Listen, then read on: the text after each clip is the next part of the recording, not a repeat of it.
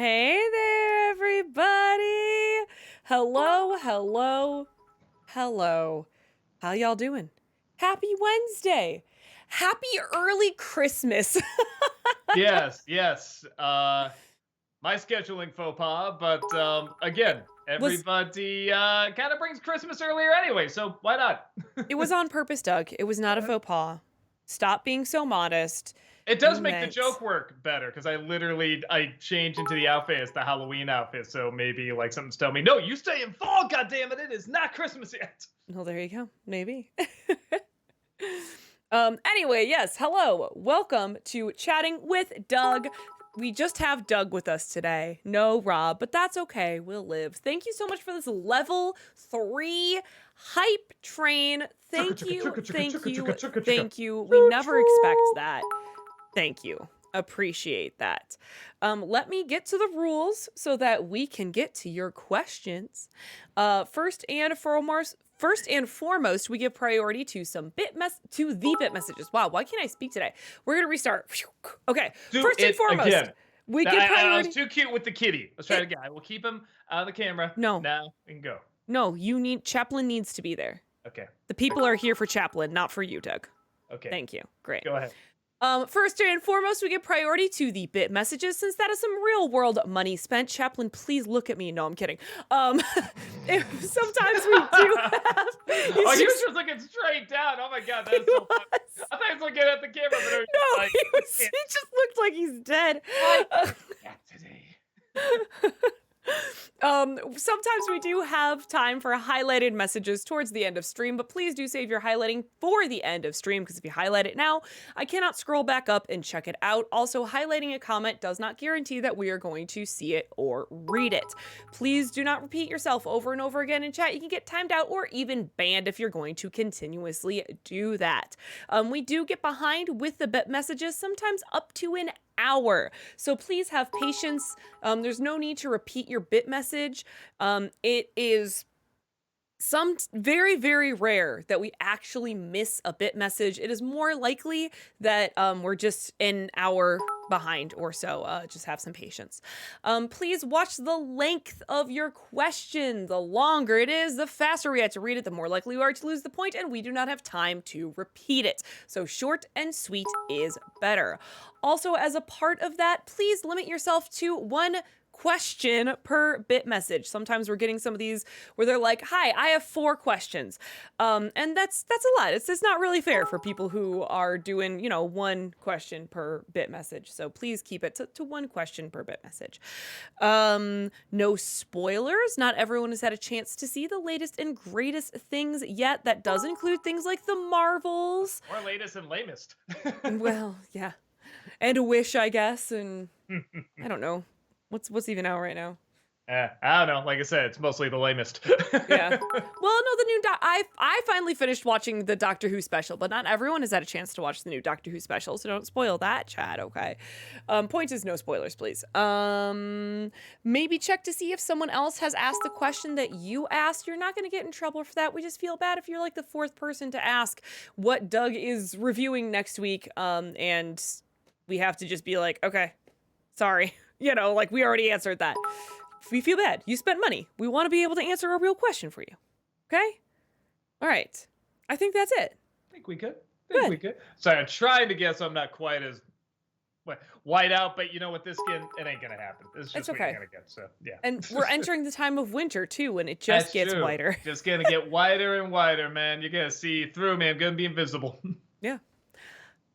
Alexander, thank you for the 100 bits. I watched Leo last week and found it very funny and charming. I highly recommend it if you haven't watched it yet. It's one of my new favorite Sandler films. Oh, cool. Yeah, I have it on the list. I haven't watched it yet. I know I've been saying this for months. It's going to be a bit of time before I watch that much because I'm just scrambling to catch up on the Disney Decembers. I have a lot of them done. I'm over halfway, but it's still like... It's literally starting in 2 days, so yeah, I gotta. It's tricky finishing those up.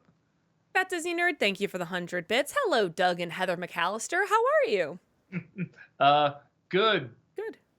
Buzz, yeah, I can't remember any other last names. Fantastic. Noff Noff, thank you for the 51-month subscription. Thank Welcome you. back. Appreciate this. And they say, worship me! Also, Pointless saying, hi, Doug and Heather.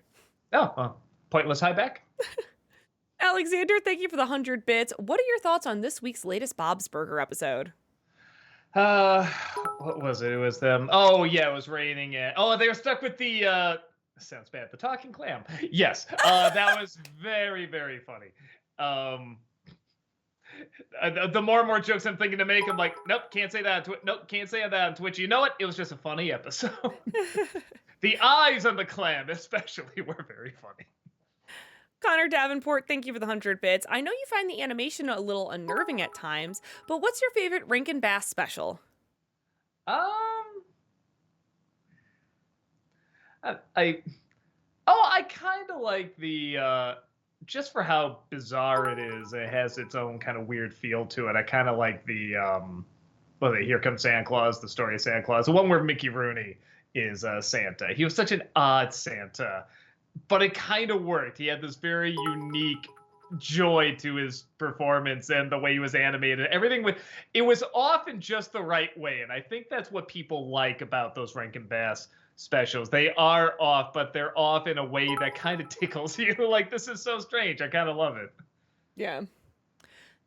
I know, guys, thank you for the 150 bits. Did you manage to watch both Marvels and Wish? While I did like the Marvels, I flat out hated Wish. That goat can go die in a fire. Yeah, it's funny. I thought about the same of both of them, which is, and neither were awful. I get when people say they're awful. I do follow that. But they both had just enough like ideas in there that I can say, all right, I'm not like angry I saw this or anything. But yeah, I don't think either of them were particularly good. Wish had a good like 15 minutes starting out. I was actually like, oh, maybe people were wrong about this, and maybe people, just were in a bad mood or something. And then I think I found a good analogy. In Shrek, when he says ogres are like layers, the more you peel, the more good you find. Like, Wish is the flip of that. Like, the more you peel, just kind of the worse it gets. And it's like, no, this is getting worse and worse. So yeah, but I hear some people saying on both of them, like, I don't know, it was all right. And I can see that. I can see why people would be like, that's okay. Big Mac, thank you for the 100 bits. I just rewatched your review of the Jim Carrey Grinch and noticed that the ending where NC looked through the comments showing other points of view is gone. Why was that removed?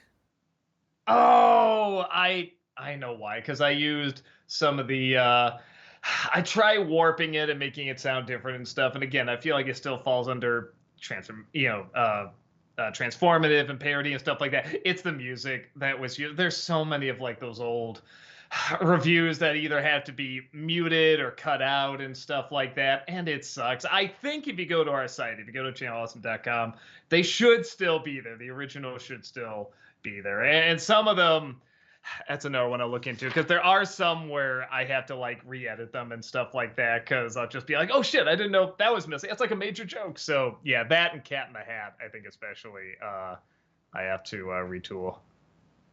Alexander, thank you for the 100 bits. What are your thoughts on the Stallone movie Cliffhanger? I haven't seen it since it came out. I remember being pretty ridiculous, but I know it's also part of the fun. And there was, for like a better way of putting it, a harsh ridiculous to it. Like just the opening is like pretty intense, honestly. So I don't know. I gotta see it again. I can't remember if it was legit good or bad, but it was pretty entertaining. Alexander, thank you for the 100 bits. What are your thoughts on It's a Mad, Mad, Mad, Mad World? Oh, I love it. I love that movie. It is one of those where I do say, yeah, that could have been trimmed down. It didn't have to be quite as long as it was. It's very easy to see moments where it's like, okay, did you really need to shoot all of that? Some you do, like taking down the gas station. You need that to play out all the way through, because that's the comedy. It just keeps going and going and going. But there are one or two other ones where I'm like, you could trim that, particularly in the beginning. I feel like there's a lot you could trim. Dev the Wiser, thank you for the 100 bits. How would you rate A Star is Born 2018? Oh, I liked it. Well, okay, so here's the thing. I've only seen clips of the other ones. to a point where, without going into spoilers, when I was trying to guess what was going to happen in the movie, I I said, when did the original come out? Oh, during the Depression. Okay, I can guess what's going to happen at the end of this movie. But I really liked it.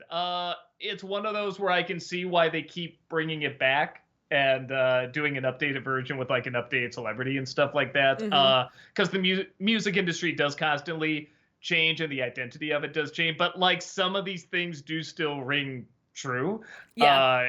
especially like the emotional weight, I guess is the, without giving away too much, is like the most I can say about it. So yeah, it does make me want to see the other ones, but I do feel like I get the feeling I saw the one I would like the most, you know what I mean? Probably the more recent one.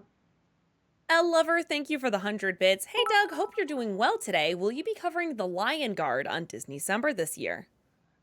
No, I don't think I'm gonna get to that. I know what it is, and other people have asked me for it, but I think that's probably for an audience just a little too young for me to review. I try to get ones that are like, I mean, they can be for kids, but there has to be like, like something in it for adults. And I hear like, Lion Guard is more like kind of preschool-ish and stuff like that. Unless I'm wrong, I could be wrong, but that's what I heard from it. I know what, guys. Thank you for the 100 bits. I'm gonna be honest. When it comes to the holidays, I don't think you should review Aquaman, but rather Migration. I've seen a lot more people excited for that than the Jason Momoa fish movie. It's funny because it doesn't look funny, so that's funny. But the visuals of it, like when they're flying, look really cool. Kind of more than Aquaman 2. I kind of have to keep reminding myself that's coming out, which is a shame. I like all those people. I like Jason Momoa, I like James Wan and stuff like that. So it's like I do want to see it, but I mean, I think like a lot of people, we're just kind of, I don't know. I can't remember a thing from the trailer. There's not even like a funny line or a good surprise or a good twist. And it's just like, okay, it's just Aquaman swimming, fighting stuff. It doesn't look like anything's been upped. But I could be wrong. Maybe it's just a very meh trailer. Dexter Rage, thank you for the 100 bits. Hey guys, I was wondering if the critic would do a video on the recently passed Matthew Perry to honor him. Maybe do a critic episode on one of his movies with a little added info about the actor? Uh, you know, I know more about the guy than I do his work. I've seen a little bit of his stuff. I didn't watch Friends. I didn't see a lot of his movies, mostly because I didn't watch Friends, so I didn't seek out those movies. But I mean, when I did see him, he was good. He was fine. But I think I followed more the stuff about, him battling alcoholism and trying to help others battle it and stuff like that. Like that, I found very, very interesting. So, I don't think I'm the guy to do it. That's more of a Brad Jones thing because he loved Friends. He loved Matthew Perry. I mean, I think he does like Friends theme months sometimes where he goes over like all the movies they've done or a lot of movies they've done. So yeah, he's really more the one to talk to about that. Alexander, thank you for the 100 bits. Making Dodgson the villain in Jurassic World Dominion is kind of like Home Sweet Home Alone, recycling the same montage music from the original. Kind of funny how six movies and franchise seem to bring back elements that nobody was asking for at that point.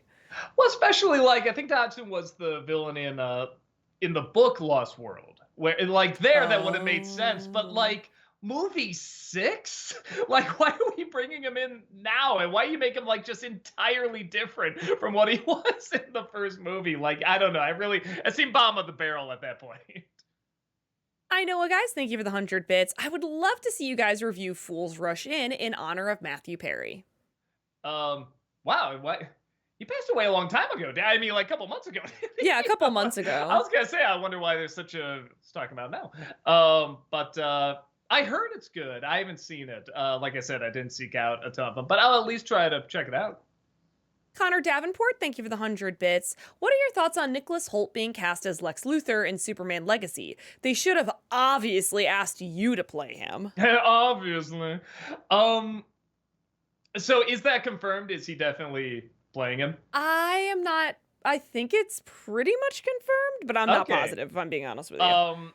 He's a phenomenal actor to play him. I can see him bringing something really fresh and new to it. The only thing, and maybe because we just had a young one, I'm not the biggest fan of young Lex Luthors. Not to say they can't work, but I don't know. It's the same reason I'm not a big fan of Spider Boy. It's called Spider Man. He should be a man. He should be grown up and everything. I'm the same way with Lex Luthor. I think he's more threatening when he's like an adult. You know what? Maybe Nicholas Hoult. Actually, how old is he? The more I think about it, actually, maybe he is all grown up. He has a very young looking face.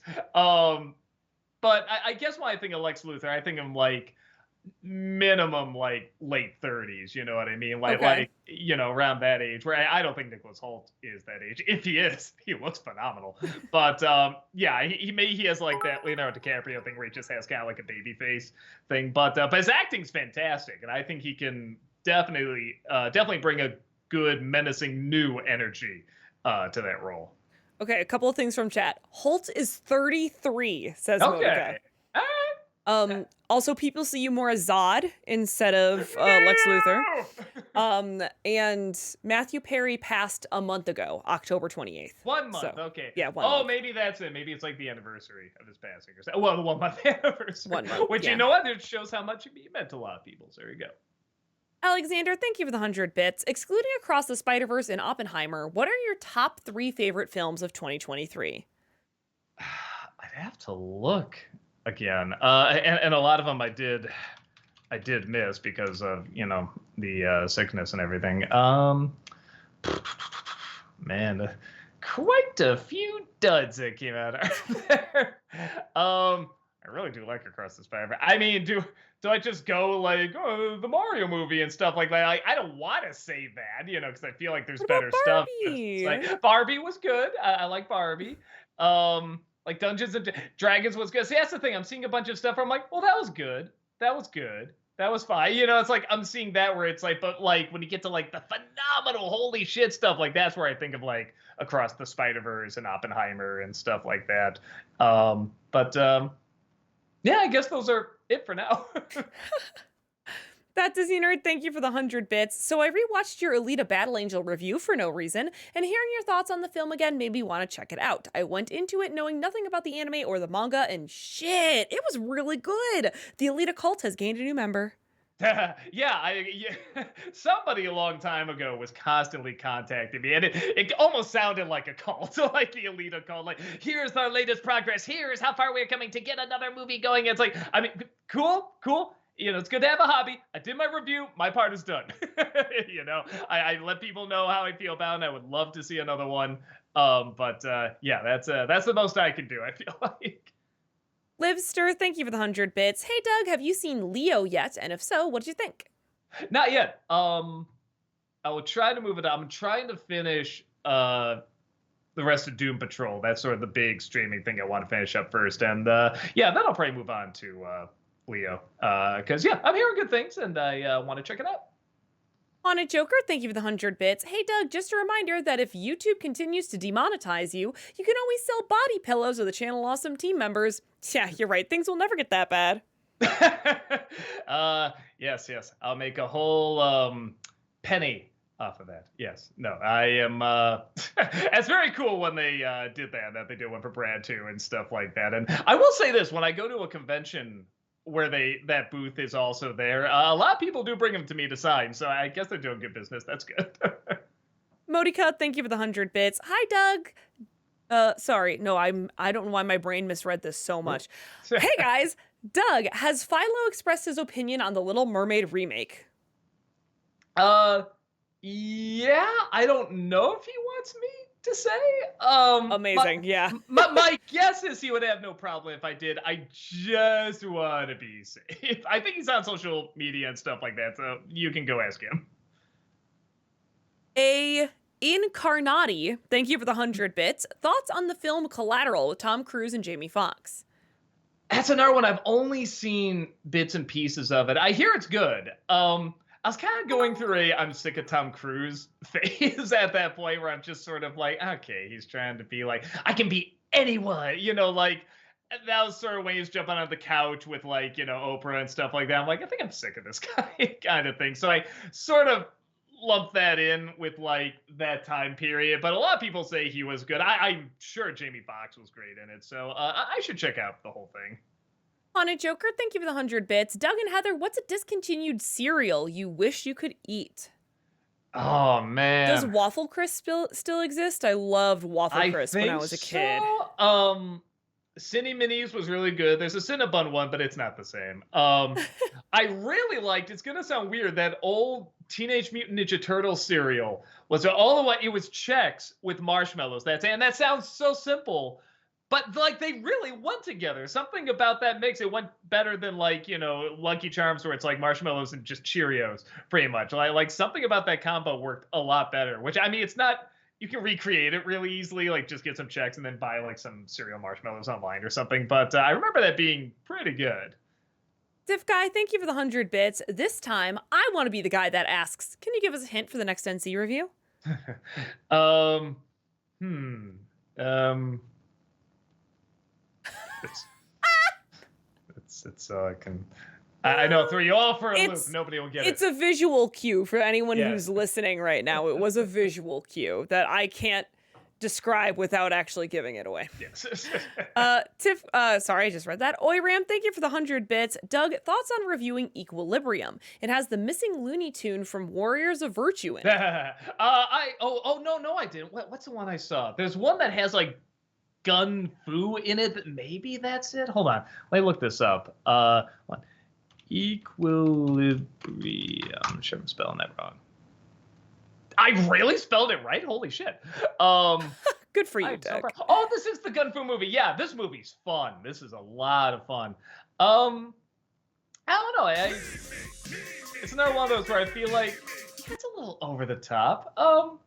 Maybe we'll see. It might be an idea. Oh, Berry Kicks. I really miss Berry Kicks, by the way. That's another cereal. Where the berries actually made it a really good, tolerable cereal. But once I get rid of the berries, why don't you do that? We saw how good Crunch Berries work. Come on. Dev the Wiser, thank you for the 100 bits. Which movie do you like better, Thor: Love and Thunder or Ant-Man and the Wasp: Quantumania? I would go with Love and Thunder, personally. Me too. When that movie got really good, it was really good. Where I feel like with Quantumania, it's like when it got good, it was all right. Like the world looked cool, but that was about it. Quantumania at least had like, good art for Jane and stuff like that. Like I said, when it would just calm down with the comedy, I feel like it was a really good movie. I know, guys, thank you for the 100 bits. Not gonna lie, if there's one film I'm really looking forward to this January, it would be The Book of Clarence. It kind of looks like the life of Brian in a sense. I think I know what that is. I think I've heard a little bit. I saw like one trailer for this a while ago, and I was like, "Oh, that's gonna get talk," and then nobody talked about it. And I guess trailer 2 came out, and I totally forgot about it. I'm like, "Yeah, well, what was that about again?" So, I will try to check out trailer 2. Tiff Guy, thank you for the 100 bits. I saw your review of Home Alone. I loved it, particularly the joke of the jerk older brother comparisons. Is there something about Rob that you're not telling us? I asked teasingly. I do feel bad because there's one other like Christmas episode where I think I was talking about like top 11 like Christmas specials or something. I had small one on there and I say it's about a boy trying to sell his dog. I say I have trouble getting rid of my jackass, and I show Rob, and I always feel so bad because I'm just like, it's always around the point when he does something really nice. I think around that time I was just starting out, and I think like I like he had to lend me a few bucks for something because I overspent on something, and then I said that, and then like this past week for my birthday, me and my wife's birthday, he made beef Wellington, which I've always wanted to have, and he made it, and it was amazing. And then I have that mean joke in there. So yeah, there's something about when I make these jokes, it's like he's gonna do something like just amazingly nice, and I'm just gonna be like, oh well, thanks. Here's a slap in the face for you. Sigamigs, thank you for the 100 bits. Have you ever had a story in your head, then something comes along that does that exact idea? I had a story about a girl getting powers after a demon revives and possesses her and she fights monsters, then Chainsaw Man comes along. Well, oh, is that what it's about? It's a cool idea. That happens a lot to me. And it's actually one of the reasons I'm very glad I did not go the Hollywood route. First of all, I'm just an entirely different person than when I was younger. I was just like, because that was originally I wanted to go to Hollywood. I wanted to make movies and stuff. But I knew the personality I had. I'm like, I'm not cut out for it. Something like this is much better for me. I'm too Midwest for it, But almost every idea I've had has been made. And I think that's a good thing because not only is it like, oh, good, they're getting out there. Like, it isn't like, oh, it just stayed in my head and never got made. But they're also made usually, I'm assuming, a lot better than how I would make them, honestly.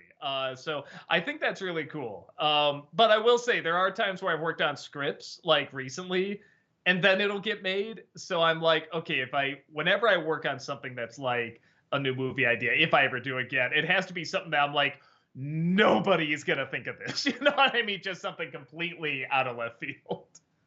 That Disney nerd, thank you for the 100 bits. Leo was all right. I saw it as another Adam Sandler comedy with his usual dull sense of humor, and as always, his voice got on my nerves. I swear he does the same voice with every character he voices. If you compared Leo's voice to Drax's voice, I wouldn't be able to tell the difference.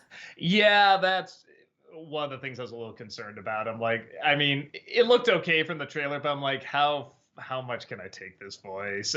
So I guess we'll see when I check it out.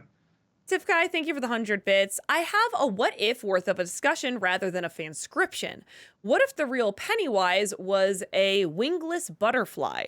Look at a close-up of a butterfly's face. These nasty creatures have a face more thematically alien-like than any other critter in the insect kingdom. Okay, I'm assuming when you talk, like in the newer one, like when his head/face kind of opens up with all the teeth and everything. Yeah, it might be comparison. I wonder if anyone else has compared that before. It's interesting. Alexander, thank you for the 100 bits. What is your overall least favorite MCU property, movie, or show? MCU. Let me see. It's Dark World for me. I do not like Thor Dark World. I would sit through most anything besides that. Boy, maybe. I was going to say like Eternals, but again, that it does kind of make me laugh. I know I'm the one oddball for that. Yeah, and Dark World was just so unpleasant. Like, with the except, but it did have Loki, but then he's like kicked out of the movie, and it's just like, so yeah, that might be it. That might. Parts of WandaVision were really rough, but I feel like the idea was so cool that I had to give it credit for that. Where Thor just felt like a very boring, nothing sequel. I might be down for that. I might say that. Yeah. Oi Ram, thank you for the 100 bits. I know you can review the 2017 My Little Pony Friendship is Magic movie. Just have it be a crossover with Josh Scorcher. Josh Scorcher, there it is. You've worked with him before, so it'd be like the SpongeBob movie with Phantom. Yeah, but I have some understanding of SpongeBob. I have like none of My Little Pony. I saw one episode years ago. I've seen more than one episode of SpongeBob. You know, I've seen enough that I know the feel of it. I know the characters. I know stuff like that. But in terms of like what the movie means and the weight of it and people that grew up with it and stuff, that's where I feel like having him come in would help. I pretty much know nothing about My Little Pony, so I still don't think that's a wise thing to do. Tiff Guy, thank you for the 100 bits. What is your spirit animal? Well, I think it's me. I'm Chaplin. He refuses to look at the camera today. Yeah. He's just a little sad cat. Oh, Chaplin! Deb the Wiser, thank you for the 100 bits. Have you seen Blue Beetle yet? And if so, what are your thoughts? No, it's on the my little queue there. I'll watch it at some point, but yeah, it's probably gonna take a bit of time before I get around to it. I know what, guys. Thank you for the 100 bits. When it comes to Ghostbusters Frozen Empire, I honestly like that they're doing something different with the franchise and not just doing the same thing again. Afterlife did the same thing, and it's my second favorite Ghostbuster movie, so I'm pretty excited for it. Yeah, I mean, they are and they aren't. I don't know. It's just another big ghost baddie. They're just switching it up with ice, which has been done before. And again, I don't see it as very scary, but I really gave credit to that writing in the trailer. I was like, okay, they're actually making cold sound pretty creepy. So maybe they can do something with that. I don't know. I'm still hopeful for it. Robin the Snob, thank you for the 100 bits. Hey, Doug, I was wondering if you had a favorite song or soundtrack from a video game that you listen to outside of playing that video game. I like songs from the Sonic games when I need to do a chore since they are upbeat and energetic, but my go-to emotional pick-me-up video game song has to be the Super Smash Bros. Brawl version of Bramble Blast. I'll even listen to it before going to sleep, and it helps me fall asleep. Funny enough, a lot of them are, I think because I grew up with them, a lot of them are very retro games. I do listen to like the Castlevania soundtrack. I listen to some of LucasArts games. Like I like the was it Full Throttle soundtrack is pretty cool. There's another. The guy who did like Seventh Guest and 11th Hour, like that music's great. And they have a great soundtrack. So yeah, there's a couple. Yeah, Persona 5 for me. I love that soundtrack. Tiff Guy, thank you for the 100 bits. If you had a time machine, what would you do with it? I just go back and tell somebody more important than me, hey, time machines become a thing. Think about what to do with this, because I'm not gonna be smart enough to work out the time paradox. I like give all the info to someone, just be like, okay, you figure it out, so that when it actually gets made, you can figure out how this will benefit people. Because I know I'm gonna go back like stepping a blade of grass and the world's gonna blow up. So yeah, that's what I would do. DJ Why Lol, didn't I do it? I give the info to someone and then the world still blows up. DJ Lol 5, thank you for the 100 bits. Hey Doug, did you see the R-rated Home Alone video where a group of guys edit scenes from the movie where Harry and Marv get brutalized by the traps? No. I gotta check that out. The Planet, thank you for the 100 bits. Great review today, Doug. I agree that the scene at the church is probably my favorite scene nowadays. When I was younger, that scene used to bore me mostly because it was in the way of all the slapstick fun at the end, but nowadays it's probably my favorite scene of the film. Yeah, it's funny how that works, isn't it? Even as a kid, though, I did know I knew that ending was really good and really important. With him looking at the old man and stuff like that. It's hard to explain, but there's some times where you'll sit there as a kid and it's kind of boring, but it's needed, it's important, because you kind of know, well, later this is going to be really, really good. And then it's great when you grow up and look back and it's like, oh, these scenes I thought were boring now are even better because I know what's going to lead to, and it's so beautifully woven in, you know what I mean? Tiff Guy, thank you for the 100 bits. In your opinion, who's the best screenwriter? Shit. I have no idea. Man, I'm trying to think of people that just write scripts in general, and I'm trying to think of certain scripts. I'm trying to think of certain writers and stuff like that. It's really rough because I'm trying to think of ones that just like I said, are just really good at weaving stuff together in such a simple way, a way that really makes sense. We're watching for the next review, whatever it is, we're really blown away by just the visual storytelling, how much information they got without having to say too much. And I like scripts that do that. I think because a lot of people think, well, it's the written dialogue, it's what they say all the time. That's definitely a big part, but I think just as important is what you write down to show. So in that case, I mean, maybe I would go to like Orson Welles or something like that, because he was such a good combination of, verbal explanation and visual explanation as well. Haunted Joker, thank you for the 100 bits. What do you think of the title for my new children's book, A Goose for Miss Roos? I think that sounds delightful. I love it. Good rhyme. I know, guys, thank you for the 100 bits. We got our first look at Shadow in Sonic 3. With that said, who do you guys think will voice him? My guess is probably Oscar Isaac or Ryan Gosling. I have not seen him yet. Well, I guess they had the shot at the end of the movie, didn't they? Maybe that's what they're talking about. Or no, reveals first look. Okay. I can't see him yet. Okay, I'll trust you. It looks cool. I don't know much about the character, so I'm not sure. Yeah, I don't know. I cannot guess. I like the idea of Oscar Isaac for sure. That Disney Nerd, thank you for the 100 bits. You can only keep one of these villains. Watch one of these villains and burn... What? Sorry. Watch one of these villains and burn one of these villains. Darth Vader, Thanos, Heath Ledger, Joker. So you can only keep one, I think, is what they're trying to say. Okay, who are they again?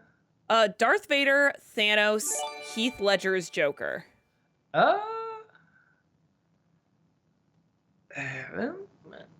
Maybe Darth Vader, despite his kind of, crummy backstory with the prequels and stuff. I actually liked him more when I didn't know much about him.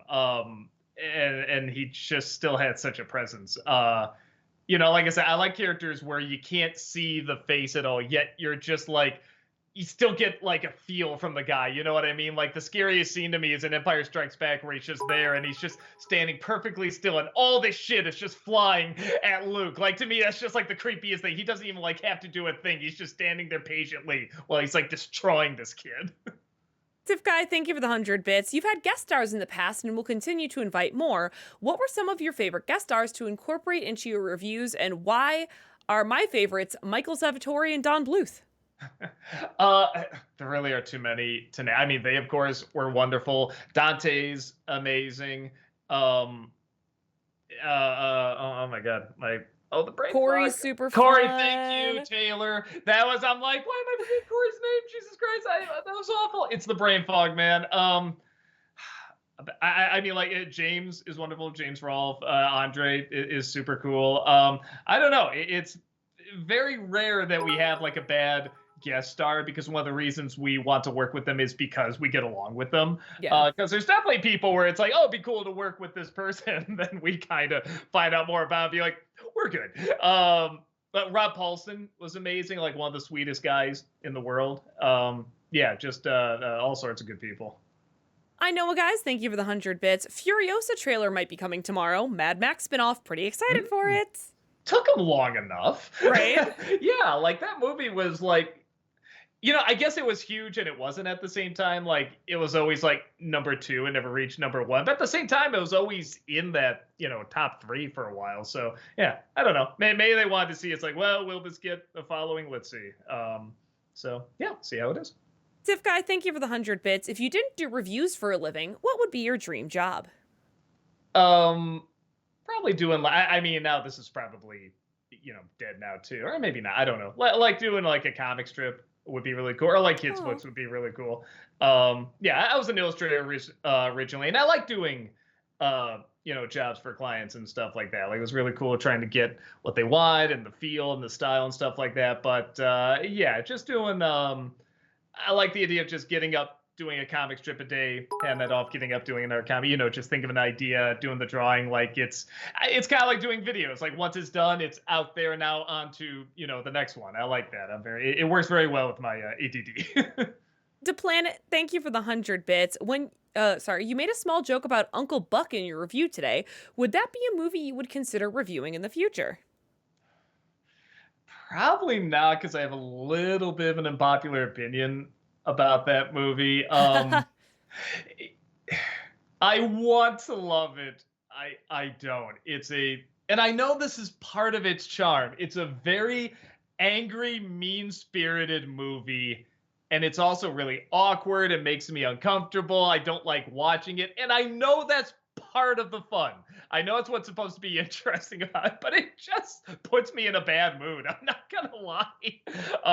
Just the downer moments and the fight between him and the teenage daughter. It's just so mean and so harsh. But I'm not saying that makes it a bad movie. I'm just saying that like it's hard for me to get into it. So I will say this: maybe it'd be interesting to watch just to actually decide for myself, okay, I don't like it, but is it objectively good or bad? Because I think that's a good question. That's hard for me to answer anyway. Tiff Guy, thank you for the 100 bits. What are some good upcoming films that you're looking forward to? Man, what are some? I know what my most anticipated is right now. I think next month is The Boy and the Heron, right? The Miyazaki one. That's right. Yeah, I'm really excited for Miyazaki's last, she says in heavy quotations. Yeah. Film. I have a lot of cool stuff coming out. The new Spider-Verse, down for that. The new Deadpool. God, the new Joker movie is going to be next year. Wicked apparently is supposed to be next year. Yeah, no, that's sounded pretty good. Gladiator 2, what? Nah, come on. They ain't serious. How old is? No, wait, he died too. How would they do that? Inside Out 2. I'm excited for as well. Yeah, for sure. DJ Lull 5, thank you for the 100 bits. Will you see the Wonka movie when it comes out? I'd be interested to see what your thoughts are since Paul King, the director of Paddington 1 and 2, directed this movie. I have an early screening for us. I'm going to try and make it. Because I do want to check that. I feel like that'd be a good movie to get out early. But whether it's positive or negative, I feel like people are just going to want to know, does this work? Is this a good movie? Because, that's just too polar opposites. Like just a really good director who's made some really good films, and just a shitty idea. Like nobody wants to see a prequel to Willy Wonka, and everything about it looks bad. But like the people attached are good people, so I think people are really like, what do we think about this? Where's this gonna go? Kind of thing. So I hope I can make the early screening of it. I don't have too much work. Sean49 Doctor, thank you for the 100 bits. Hey there, now that Doctor Who is back, any plans for NC to do the 2 Peter Cushing Dalek films? I have seen 1.5 episodes of Doctor Who. I say a half because that's probably just a collection of like all the famous scenes that people have seen, like the Van Gogh scene and stuff like that. So like, yeah, I am not caught up on it at all. Heather, you've seen a lot of them though. I have, but not classic Who. I'm one of those people that just started with New Who, so sorry. New Who. Tiff Guy, thank you for the 100 bits. If Home Alone is a movie synonymous with Christmas, what movie would you say is synonymous with other holidays, particularly Valentine's Day and Easter? Yeah, would be a good. I hate to say. Well, maybe I don't. I was gonna say the Easter ones. Usually the story of Jesus. Any of those are usually I connect with them. Trying to think. Valentine's Day. You want to know what movie I weirdly associate the most with Valentine's Day? I'm Deadpool. ready for it. What was it? Deadpool. When that came out on Valentine's Day, and that was just at the exact right time. It was the exact movie people wanted to see on that day. Everybody was just like, you know what we should go to? It's like, yeah, let's do a Deadpool on Valentine's Day. Come on, honey, this be fun. Everyone was just so that put everybody in the right mood to see it, I feel like. And I kind of like when a movie like mixes that up a little bit.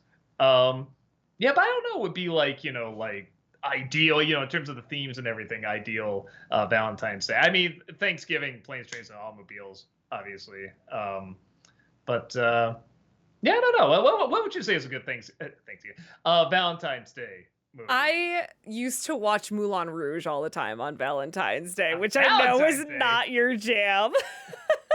That's a weird one. That's like why? I don't know. I guess it's about love. Yeah. Oh yeah. Trust me, they say it a lot. They don't go any deeper than that. The greatest thing you'll ever like, learn is just to love and be loved in return, Doug. No. Yeah, like, well, he said the word love like 80 times. He must really know what it's about. I am a sucker. When I think of a movie like a romance, I am a little bit of a sucker for Somewhere in Time. I actually think that's a very romantic film, even though it's very cornball. DJ Lol5, thank you for the 100 bits. Which scene in a movie or series had a shocking moment that made your mouth drop? Oh, there's lots. I was actually thinking about doing like a top 11 shocking Star Wars moments. Because when I really thought about it, I'm like, yeah, there probably can be 11. Everyone knows about, like the I Am Your Father scene and stuff like that. But I'm thinking of scenes in like Clone Wars and stuff like that, like the show where like a character might die or somebody walks away or something, where my mouth is legit like, like holy shit, and even some of the newer movies, like whatever you think of Last Jedi, I think there's scenes in there that like got big reactions from the crowd when I saw it. A lot of gaps, and you could tell people had like butterflies in their stomachs and stuff. So yeah, I don't know, for all the ups and downs, Star Wars still manages to get some good moments like that. Andor, that's another one where I feel like there are some good shocking moments in there. For sure. Tiff Guy, thank you for the 100 bits. If I could ask you for a full NC review of any movie I've seen, there are 2 I would like to see. Honey, I Shrunk the Kids and Little Shop of Horrors. I'm pretty sure you can make a pretty convincing review of them, even if they've been discussed to death. Yeah, I don't know what I would bring to them that would be anything that new. I mean, they're both good movies, and I like them. I don't love them, though. So I don't think I can find anything like that new to really explore with them. But, there's stuff I've said I wouldn't review before, and I have. So we'll see. That Disney Nerd, thank you for the 100 bits. Do you hear that, Doug? You know what that is? It's the people preparing to comment their first day of Disney-cember songs in every comment section of your Disney-cember reviews. Speaking of which, what do you think of that tradition? Oh, I love it. I feel bad because I think when they started, somebody like would bring it up on like stream here or something like that, and I would be like, "Oh, you're the one doing it," and slowly I realize, oh, it's like there's a lot of people. I'm always amazed, like right after they drop. I mean, like I don't know, 5 minutes after it drops, there's already like maybe three of them posted in the comments, and that's really impressive. To Planet, thank you for the 100 bits. Got to be a part of trivia put on at work yesterday. It was a lot of fun, and my group got third place overall. Gotta love when useless knowledge can come in handy, like being the only one in my group that knew Beauty and the Beast was the first animated film nominated for Best Picture. Makes me feel I have a little bit of value being on the team. Yeah, there's some sort of, I keep seeing ads for it, like some sort of game show where I think it's called The Floor, and it's like everybody's an expert in something. It could be you're an expert in Oh, interesting. couches, you're an expert in animated movies, you're an expert in science. You know, like it could be very specific, it could be very general, and you have to pick them in order to see if they can answer a question, something like that. But I don't know. I like the idea. It's all these people, and they're all an expert on something. I thought that was kind of neat. DJ Lol 5, thank you for the 100 bits. What do you think of the girl Buzz has a picture is like in person from Home Alone? Well, I don't know what he is like because it is a boy. Well, you know, we don't know. Maybe that started her on her journey. But yeah, I have no idea. I would be curious to see if anyone ever found out, you know, that was him. That, you know, it was a boy that they put a wig on him and stuff like that. If did he brag about that? Did he, you know, like own up and have fun with it, or is he just like, no, I don't want anyone to know this at all, kind of thing? DJ Lol 5, thank you for the 100 bits. Since Del Toro's Pinocchio is coming in 4K Blu-ray later on this month, I want to ask what your thoughts on the movie are and what scenes stood out to you the most. Oh, I liked it a lot. It was not at all what I thought it was going to be. I really thought it was going to be, I mean, in some respects it is closer to the original, but not going, you know, by the literal text, if that makes sense. You know, I certainly don't remember any world wars making their way in there, but I kind of like that. It still got the ideas and the themes and the harshness of it, but there's still that kind of sense of hope and humanity in there, and discovering humanity, all that still in there. So I liked it. I don't know. There's a part of me that almost wish I knew it was gonna be like that, so I could prepare for it a little bit more. So, but at the same time, that's kind of a nice surprise too, of just going like, wow, this is really not at all what I thought I was gonna get. So I enjoyed it. Rob's Jen, thank you for the 100 bits. Doug and Heather, I need both of you guys to see Saltburn. Genuinely couldn't believe what I was watching. Oh, okay. I saw the trailers for it. It looked kind of interesting. I'll do my best. That Disney Nerd, thank you for the 100 bits. What do you think of the argument that animated movies are kids' movies? Don't get me wrong, I know a lot of animated films are objectively kids' movies, but there are plenty of animated films that kids can watch but adults can watch and enjoy equally. Lion King, Puss in Boots, Last Wish, etc.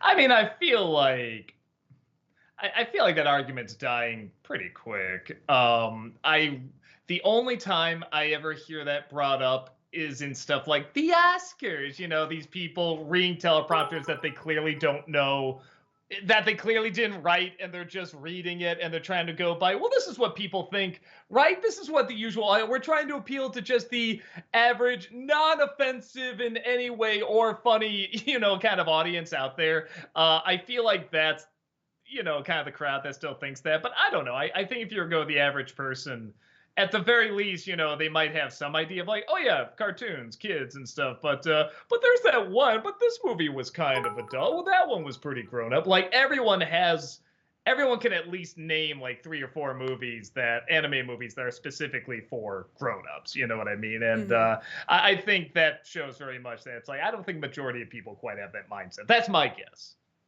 DJ Lol 5, thank you for the 100 bits. Would you consider getting into the new Doctor Who series, since from what I've heard, the Disney era is going to be a refresher to new fans? I got so much to watch, man. I don't know. I'm sure it's great. And like I said, the little bit I've seen of Doctor Who, you know, I saw the Weeping Angels one, then I saw some other clips and stuff like that, were fantastic. I have no doubt it's a wonderful show. There's just so much of it, and I don't know how or when I'm going to get around to it. So unlikely, but we'll see. Noah Zinner, thank you for the 100 bits. Doug, 2 questions. One, will you review Edward Scissorhands and or Gremlins this year? And two, clue for next week's NC. Um, well, how do I answer that? The clue to next week's NC should answer at least one of your questions Yes. from question number 1. Yes, that's. And maybe you need to do the clue again, the visual cue. Just in case anyone missed it. In case anyone missed the visual cue for what next week's NC is. It's clearly a Dave Coulier movie. Cut it out. Modika, thank you for the 100 bits. Have you seen the trailer to the English dub of The Boy and the Heron? Robert Pattinson plays the heron and sounds unrecognizable. I have, like I said, I'm very excited. Yeah, no, me too. It's so much. I don't want to say so much. I forget it's coming out, but I do legit forget it's coming out. Anytime someone brings it up, it's like, oh God, yeah, that looks so good. My mind, I think, between the brain fog and trying to get the Disney Decembers done and trying to focus and not fall asleep and all that other stuff. Just, it's been really bad for me remembering movies. Again, I know that's the catchphrase, but I'm not holding up to it well at all. So, I'm very excited to see that. The animation looks spectacular. Again, just something original. I love when he does something really, or is it based on a book? Even based on a book. It's a book I don't know, so I still call that original. Chat, you're killing me. Dragon's Toy. Oh, Coming to America. I loved the barber scene in that movie. Honest reviewer. I don't know any Christmas movies that have crabs. Amazing. Beautiful. Thank you. Sailor Aaron, thank you so much for that 34-month subscription. Welcome back. Appreciate it. Woohoo! Also, thank you, Doug, for reviewing my all-time favorite Christmas movie, Home Alone. I love the first movie, and yes, even the second movie, Lost in New York, too.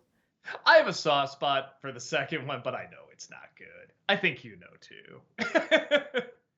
I know, guys. Thank you for the 100 bits. Since you saw Wish, who do you think is the worst character? For me, it's Valentino. While most of the characters are either underwhelming or boring, Valentino is downright obnoxious and brings down every scene that he's in.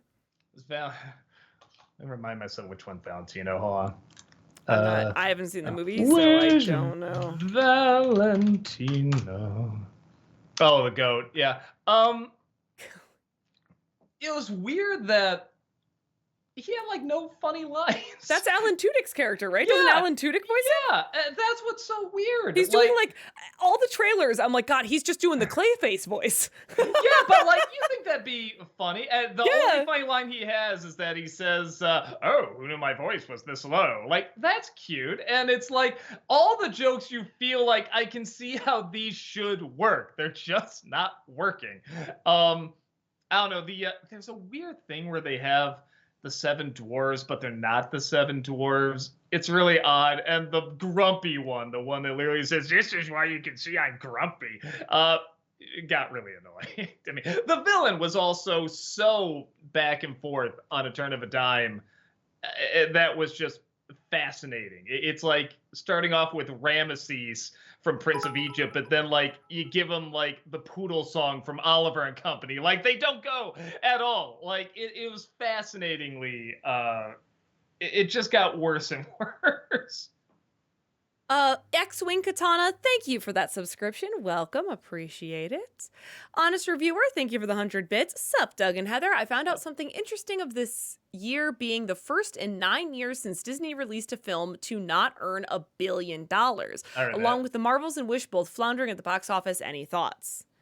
Well, Wish now, because Elemental showed that, I guess technically Little Mermaid did too, could grow in audience over time, especially around the holidays. So that one I'm not quite, it's out. I mean, it could be. Like, I'm not gonna go see it again, but I could see that film maybe getting on, because a lot of people that saw it were like, "That's Ariana, has some songs. The characters looked nice. It was bouncy and stuff." I don't know. Like, I could see people liking it okay and maybe going to see it.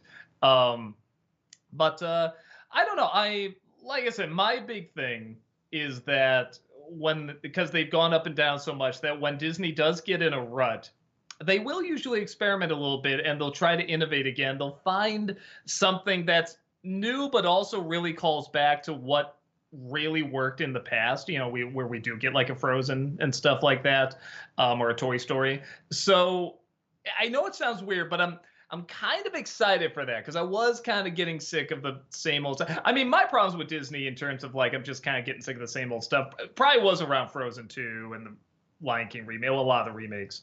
Um, but we still had like and Encanto. Encanto and Soul and Coco and so like that was keeping it afloat. But now those are getting less and less. So it'll be interesting to see them say, okay, we really got to. We'll have our our Frozen 4 and stuff because that's been announced and everything. But let's also really try to experiment while we're getting our sequels out, and hopefully they can really hit those innovative films again. I feel like they can. They really got to experiment more. That Disney nerd, thank you for the 100 bits. Someone said this in Heather's stream earlier. The Lego movie next year turns 10 years old. I was very late to see the Lego movie. I did like it a lot, but personally I find it a little overrated. I mean, how many times have we seen the chosen one trope? But that's It what's does so play clever with it a little about it. bit. No, that's what's so clever about it. I guess you can't go too much into it without giving away I mean, the movie's the almost 10 ending. years old. We can talk about the ending to the Lego movie, Doug. Okay, but the fact that is all a kid's imagination is what really makes that work because you can acknowledge these tropes and you can have fun with it because these are the tropes he grows up on and that's also what Lego is kind of working off of. So it's almost like a copy of a copy of a copy, but it's all about him trying to create this world where he's just trying to just play with toys and be a kid and kind of get that with his father too, near the end. So I think by doing that, it kind of acquits itself of all that, and it's very funny while doing it. So in my opinion, I think that just kind of like overshadowed all of that, and that's why it was so clever. Because you're right, it would be just another generic adventure chosen one story, but I think because that's what was going on at the end, that just totally changes everything, in my opinion. X-Wing Katana, thank you for the 100 bits. No message, just the bits. Thank you. The Boom Bash, thank you for the 100 bits. Hey, Doug and Heather, I think the best Christmas movie to be excited see would be Silent Night, a John Woo revenge movie. Oh yeah. There really are a lot of violent Christmas movies. Yeah, I'm not against those, but it's another one where it's like I feel like you got to add something new to it. I feel like that's the new thing. It's like, you've never seen a Christmas movie like this. Yeah, we have. Like it's kind of custom. I don't know. I don't want to say it started with Krampus, but I think that's what like started to make it popular. I mean, honestly, go back to like Silent Night, Deadly Night, or something like that. But right. I mean, we had a top 5 episode of like the top 5 best Christmas horror films, like it's been around for a little while since, I don't know, like maybe even Black Christmas, Yeah. I mean, but that was like the original though. Yeah, but you know what I mean? Where it's like you'd have one, then like maybe 5 years would go by and then there'd be another one. Yes, You know what I mean? yes. Where that would happen. Now it's like every year there's going to be one that's like, oh, we haven't seen this before. And it's like, but we have. And we need a little bit more variety to it. Modika, thank you for the 100 bits. Check out the second season of Loki. The show is probably the most interesting MCU thing ever made. I've heard that. I saw the first season. I really liked it. I haven't had a chance to watch the second. Well, I've heard it's good. I've heard it's one of the few things where a lot of people are pointing and saying like, there's still Marvel still got some, good stuff cooking there and stuff like that. So I really do have to check it out. I know, guys, thank you for the 100 bits. If you aren't doing a top 10 worst countdown with Brad this year, what would you say are your top 10 worst movies this year? Man, see, now that's another one where I'm thinking like, like there's a lot of bad movies. I'm trying to think how many were like, oh, that was like unbearable, awful, kind of thing. Let's see. I mean, because all the ones that I'm thinking of, like, yeah, they were just bad, I guess like the newest Indiana Jones I didn't really get into much. Obviously Little Mermaid I didn't get into much. I'm one of the few that didn't like Guardians 3, but I'm totally alone on that. We're going by Disney Plus movies. The Peter Pan and Wendy one I didn't like very much. Haunted Mansion was bad. Maybe that's it. I just thought that was one of the most boring things I had to sit through this year. That new Haunted Mansion. That was really, really rough. So there you go. There's a couple. But yeah, there aren't any that I can be like, that was just the worse. Oh my God, unbearable kind of thing. Like, mostly they're just bad. X-Wing Katana did mean to send a message with their bit message, and it was, Oh, I appreciate Doug's take on my favorite action movie, Demolition Man. oh, thank you so much. Gorillas fan, thank you for the 100 bits. Hi guys, long time. What movie do you rewatch more, RoboCop or The Terminator? Terminator. I only RoboCop's another one of those where I saw bits of it, but only maybe just 10 years ago I finally sat down, watched the whole thing, and I'm just like, fuck, this movie's great. Oh my God, I just loved it right away. But I grew up with Terminator and Terminator 2 and stuff like that, so I've seen that one a lot more. At Movies, thank you for the 100 bits. Any chance we can get Tamara to host again? Or maybe Malcolm, Jim, or Walter? We love you, Heather, but sometimes it's nice to have our expectations played with. Probably not, unless I'm going to not be here. Part of what complicates it is just the setups that we have. We don't do this from the studio or whatever. Everything is set to run from my house. So like even when Tamara did the stream, she has a source that she added in here. I think it's just called Tamara's Q&A Jake Town Express setup. So that's literally what it's called in the scene selection. So they'd have to each do their own scene, make sure they have the tech, make sure they know everything. I've invited anyone who wants to just be on here to answer questions as well. They just got to tell me. So if you want them to come and answer questions, just tell them, hey, you should do that. Go poke them. Go I pester tell 'em. anyone. They can just, I mean, not anyone, but anyone on the team that they just let me know. They can join us. It doesn't have to just be me and Doug. And things have definitely gone wrong when like on the Spider-Man one, I think we had Tamara on one, and just something was not connecting, something was off, and we're just like, fuck, okay, because nobody could hear Tamara, and I could hear Tamara, so I had to literally listen to the question and then say it again and then answer it. So yeah, sometimes that can be complicated, but yeah, see what happens. Godzilla fan, thank you for the 100 bits. If WB and Disney made a DC versus Marvel video game, would you play it and would you love it? Like an Injustice versus Marvel versus Capcom kind of thing. That'd be dope. Yeah, that'd be really cool. I'd be down for that. Rob's Jen, thank you for the 100 bits. Another movie recommendation for you both, Bottoms. Such a good modern day high school comedy. A lot of people say it's really good. I didn't know about it until someone brought it up in stream, and I went to see the trailer. It had like these millions of views. I'm just like, how did I never hear about this movie? And I watched it, and I was saying, man, this is another one of those. This is either going to be fucking fantastic or just awful. And everybody's like, it's fucking fantastic. So that kind of got me excited to check it out. But I haven't seen it yet. Katie, thank you so much for the raid. I'm sorry I missed Thank that you. 28 minutes ago, but thank you. Appreciate that.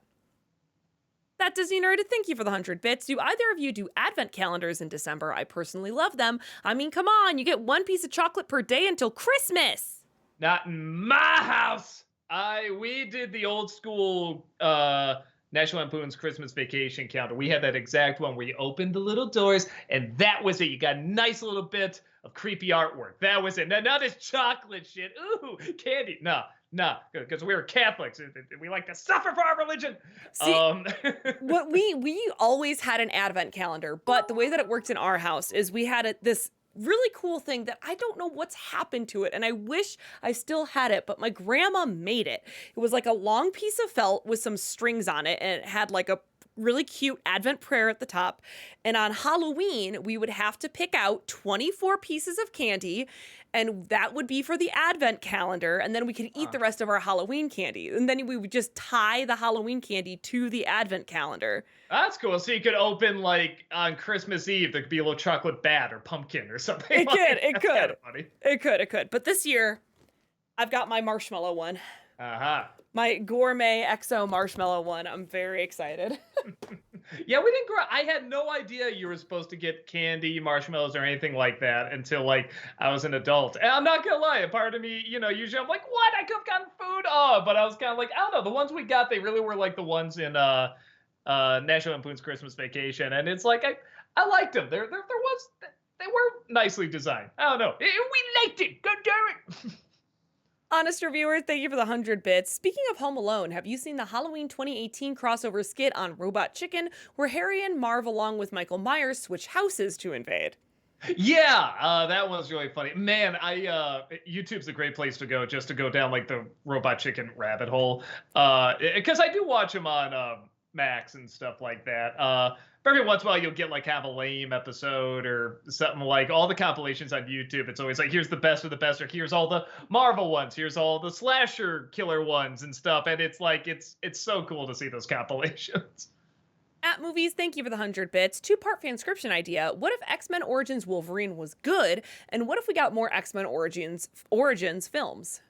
Um Yeah, I mean that there was supposed to be one of Magneto, but I guess the Wolverine one was so bad they like scrap it, get rid of it. Yeah, I don't know. I feel like I mean if you were to do it, you would just kind of follow the comics and just pick like the best parts, and that would kind of be it. So I don't know if you could like expand too much, but I don't know. Maybe there's an idea in there. Tiff Guy, thank you for the 100 bits. You should bring back Dream. I can never say this. Dream Worksuary. There we go. Got it. Yeah, it's just a time thing. I'm sure there's more than enough now that I could review for all of January, but yeah, it was January, right? Yeah, I was gonna say it was January or February. Pretty sure it was January. It's just a time thing now. I'm sorry, man. Sailor Aaron, thank you for the 100 bits. I had a very great Thanksgiving, and I hope you guys had a great Thanksgiving as well. I'm so excited for this year's Christmas. It'll be my niece's first Christmas, and me too, being the best auntie ever, got her some awesome gifts. Oh, nice. That'll be awesome. That'll be very cool. Well, yeah. Well, happy Thanksgiving and happy early Merry Christmas. Godzilla fan, thank you for the 100 bits. I rewatched The Running Man recently, and I still love it. So my question, what movie from back in the day do you still love? I hate them all. They're all back in the day. What do you mean? Lots of movies I love back in the day. That's practically how we started this whole thing. Yeah, I don't know. Most of them. I mean, it's like that's why I watched them back in the day. Alex loves musicals. Thank you for the 100 bits. I'm not interested in Gladiator 2, but I know what Pedro Pascal is. But I do know that Pedro Pascal is in it. Curious about his character. Yeah, it'll be interesting to see if he does like a is I was gonna say, is he the gladiator or is he, one of the like people watching giving thumbs up, thumbs down? Yeah, I don't know. And anything he's in now, I'm gonna be interested. I have not seen a bad performance from him yet. Even when they're kind of meant to be a little bad, like in Wonder Woman 84, he's still amazing. He's still like giving it his all and stuff like that. So I'm just like, yeah, no, whatever he's in, I'm kind of on board. I know, guys. Thank you for the 100 bits. Bob Iger says that Disney is making too many sequels. Ha! He also said that Disney will now do sequels only if the story is on par or better than the last one. I'll believe it when I see it. Me too. Same. Yeah, me too. There's nothing else to add to it. Yeah. Dev the Wiser, thank you for the 100 bits. How would you rate The Trouble with Harry 1955? That's the Hitchcock one, right? Let me double check. Trouble with Harry. Yeah. Oh, I loved it. That's a wonderful fall movie. Man, we watched it on Blu-ray for the first time, and that's just fall porn right there. Just the most amazing like leaves and colors and stuff, and it's just a good movie too. I mean, it's hard to say it's one of Hitchcock's lighter ones, but it kind of is a little bit. I really, really enjoyed it. Alexander, thank you for the 100 bits. Top 3 favorite episodes of this current season of Bob's Burgers so far. The fish odor one. I like the one with the kid where I forget his name. It kind of looks like Bobby Hill. I like following him. I don't know, the clam one was pretty funny. I think just seeing that thing with the giant eyes and hearing these voices scream for help and everything that distorted was very, very funny.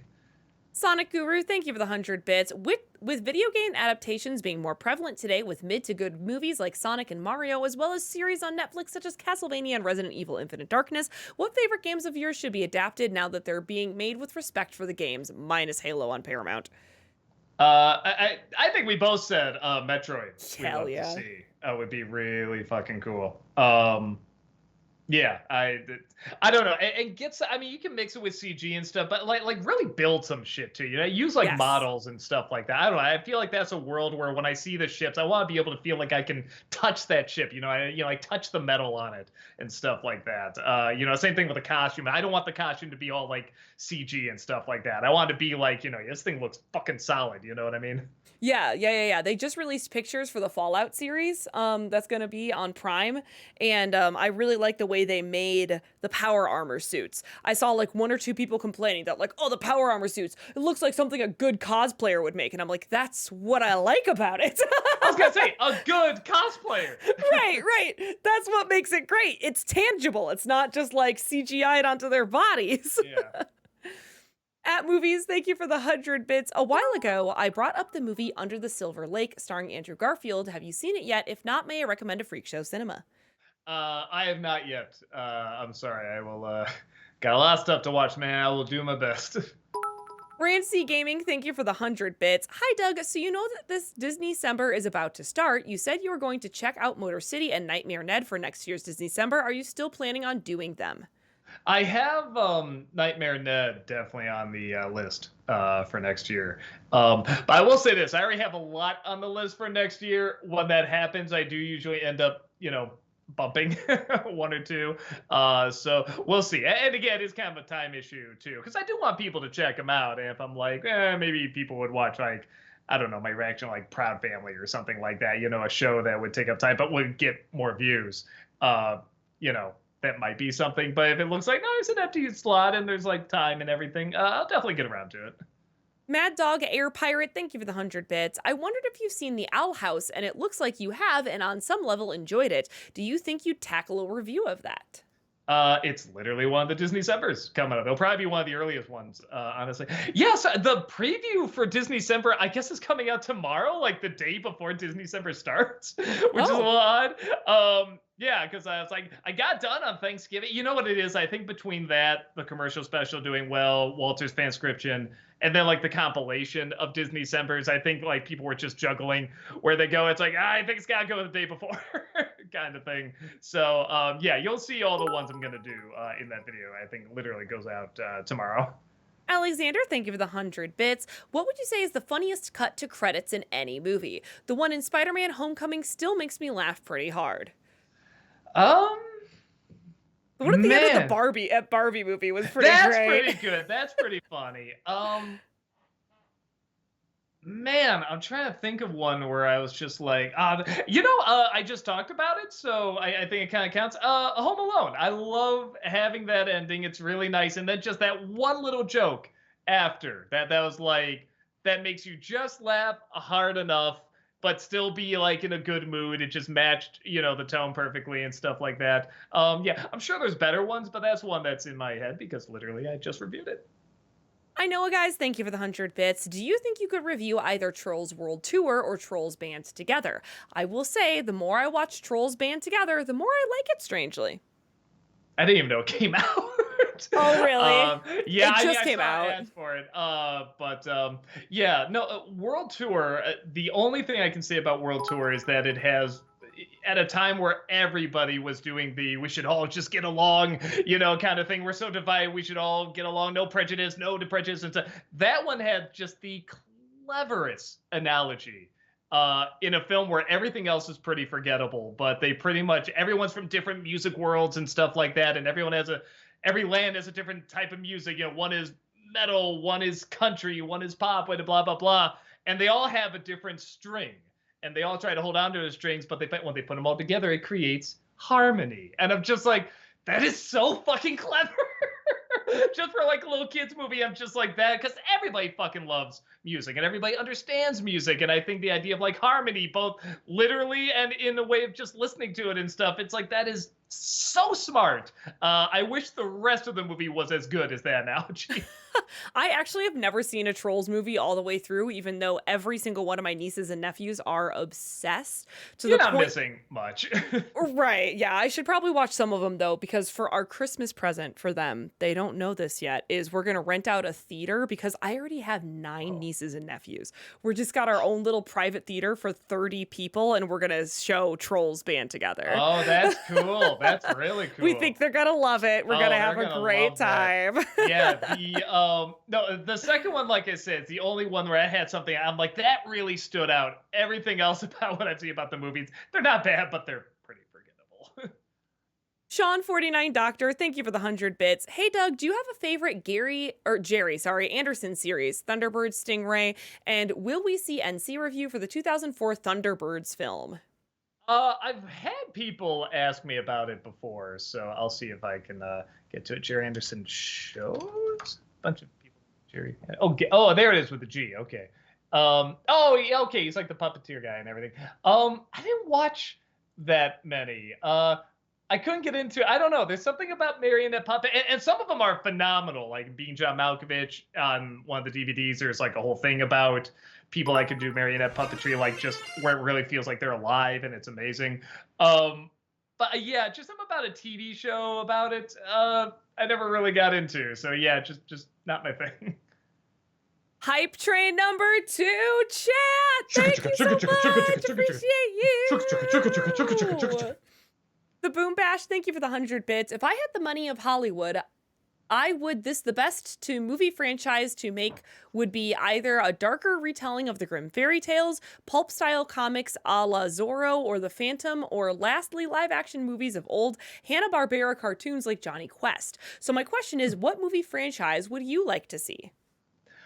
I would I'd love to see if you gave me like just a bajillion dollar, do whatever you want, make a movie, but it has to be based on something. I would love to do The Mask comics like how they originally were. Yeah. Bloody and gory and harsh and mean, but really creative and still has like a sick sense of humor. Like I feel like you could do like The Mask up to like The Mask Returns. I feel like you'd had to get rid of like one of the people that gets the mask, probably the guy that does the mafia thing. But I feel like you could do like, cause you have three. You'd have Ipkiss, then you'd have the cop, then you have Kathy, I think is her name. And just that'd be like a perfect 3-part, 3-act narrative. So yeah, that's the one where it's like I feel like that'd be pretty fucking awesome. Sailor Aaron, thank you for the 100 bits. December is going to be pretty awesome for me. Going to see the Waitress musical with my mom and sister Megan, and then going to see The Boy and the Heron the following week with my sister. That sounds amazing. Yeah, that sounds really cool. I hear they're both great. Hope they are great. Exile, thank you for the 100 bits. Who's more joyful of Christmas, Critic or Mariah Carey? Also, would the nostalgia critic rock to Jingle Hell by Christopher Lee with the Christmas makeup? I mean, absolutely. And look, Mariah Carey can do all the memes and sing the song instead, but did she kill the Christmasian queen? That I ask you. That's a real question, and we have to consider that. And we do. At Movies, thank you for the 100 bits. Thoughts on the Coen Brothers movie Intolerable Cruelty? It's not that good. Yeah, that was like height Catherine Zeta-Jones like for me, you know what I mean? So I was really excited to see that movie, and she looked great, and acting fine and everything. But yeah, it was not that great a script. Half Crooked Grin, thank you for the 100 bits. Gift you in the Christmas. Alexander, thank you for the 100 bits. Are we allowed to discuss spoilers for Guardians Volume 3 yet? Oh, I would say so. It's been on demand long enough that anyone who has wanted to see it probably has. Godzilla fan, thank you for the 100 bits. What if instead of candy, the advent calendar had shot glasses of liquor? Well, Boy, that'd be very Catholic. Have I got good news for you? Those exist. Oh, really? I've had a beer advent calendar. I've had a wine advent calendar. I've seen the chocolates, the little chocolates that are filled with liqueurs, that have a shot of. I've seen those as advent calendars. Okay, yeah, they exist. I haven't seen a shot of whiskey one though, but it has to be out there. I'm sure. It has to be.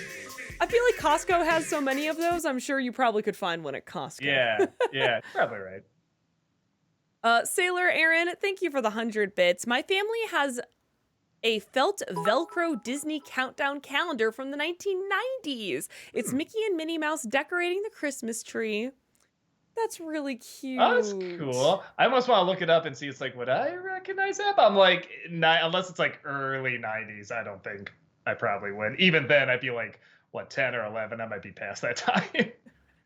Chris Kringle, thank you for the 100 bits. What has been the movie closest to dethroning Garbage Pail Kids as the worst movie you reviewed? I remember in an old video you said Drop Dead Fred was the second worst. Has it changed? Yeah, Can the Hat would be up there.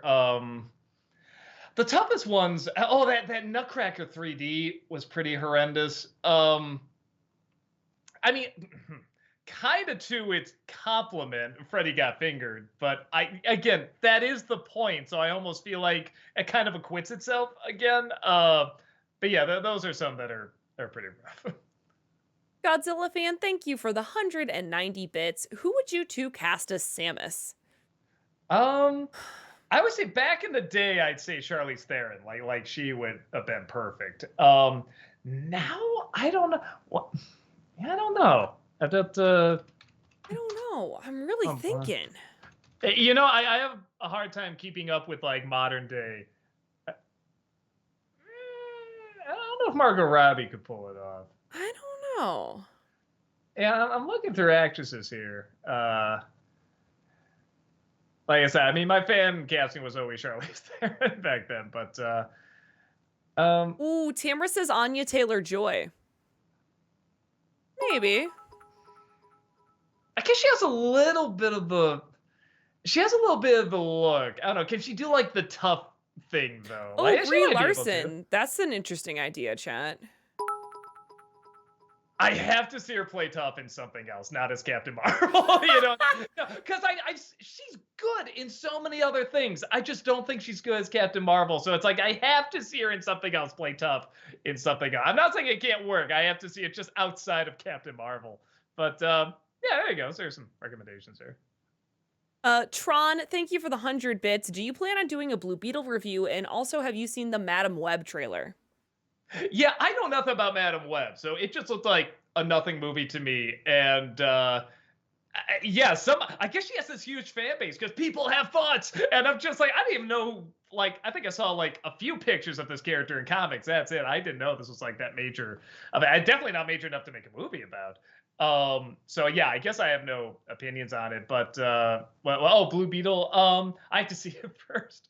I'll probably just watch it. Maybe I'll do like a Facebook post in terms of my thoughts. I don't know if I'll do an NC review unless it's something that's like just so heinously bad I have to talk about, which that's not what I'm hearing. I'm hearing it's okay. At Movies, thank you for the 100 bits. NC for the 1981 cult classic Dragon Slayer. You know, I've never seen it.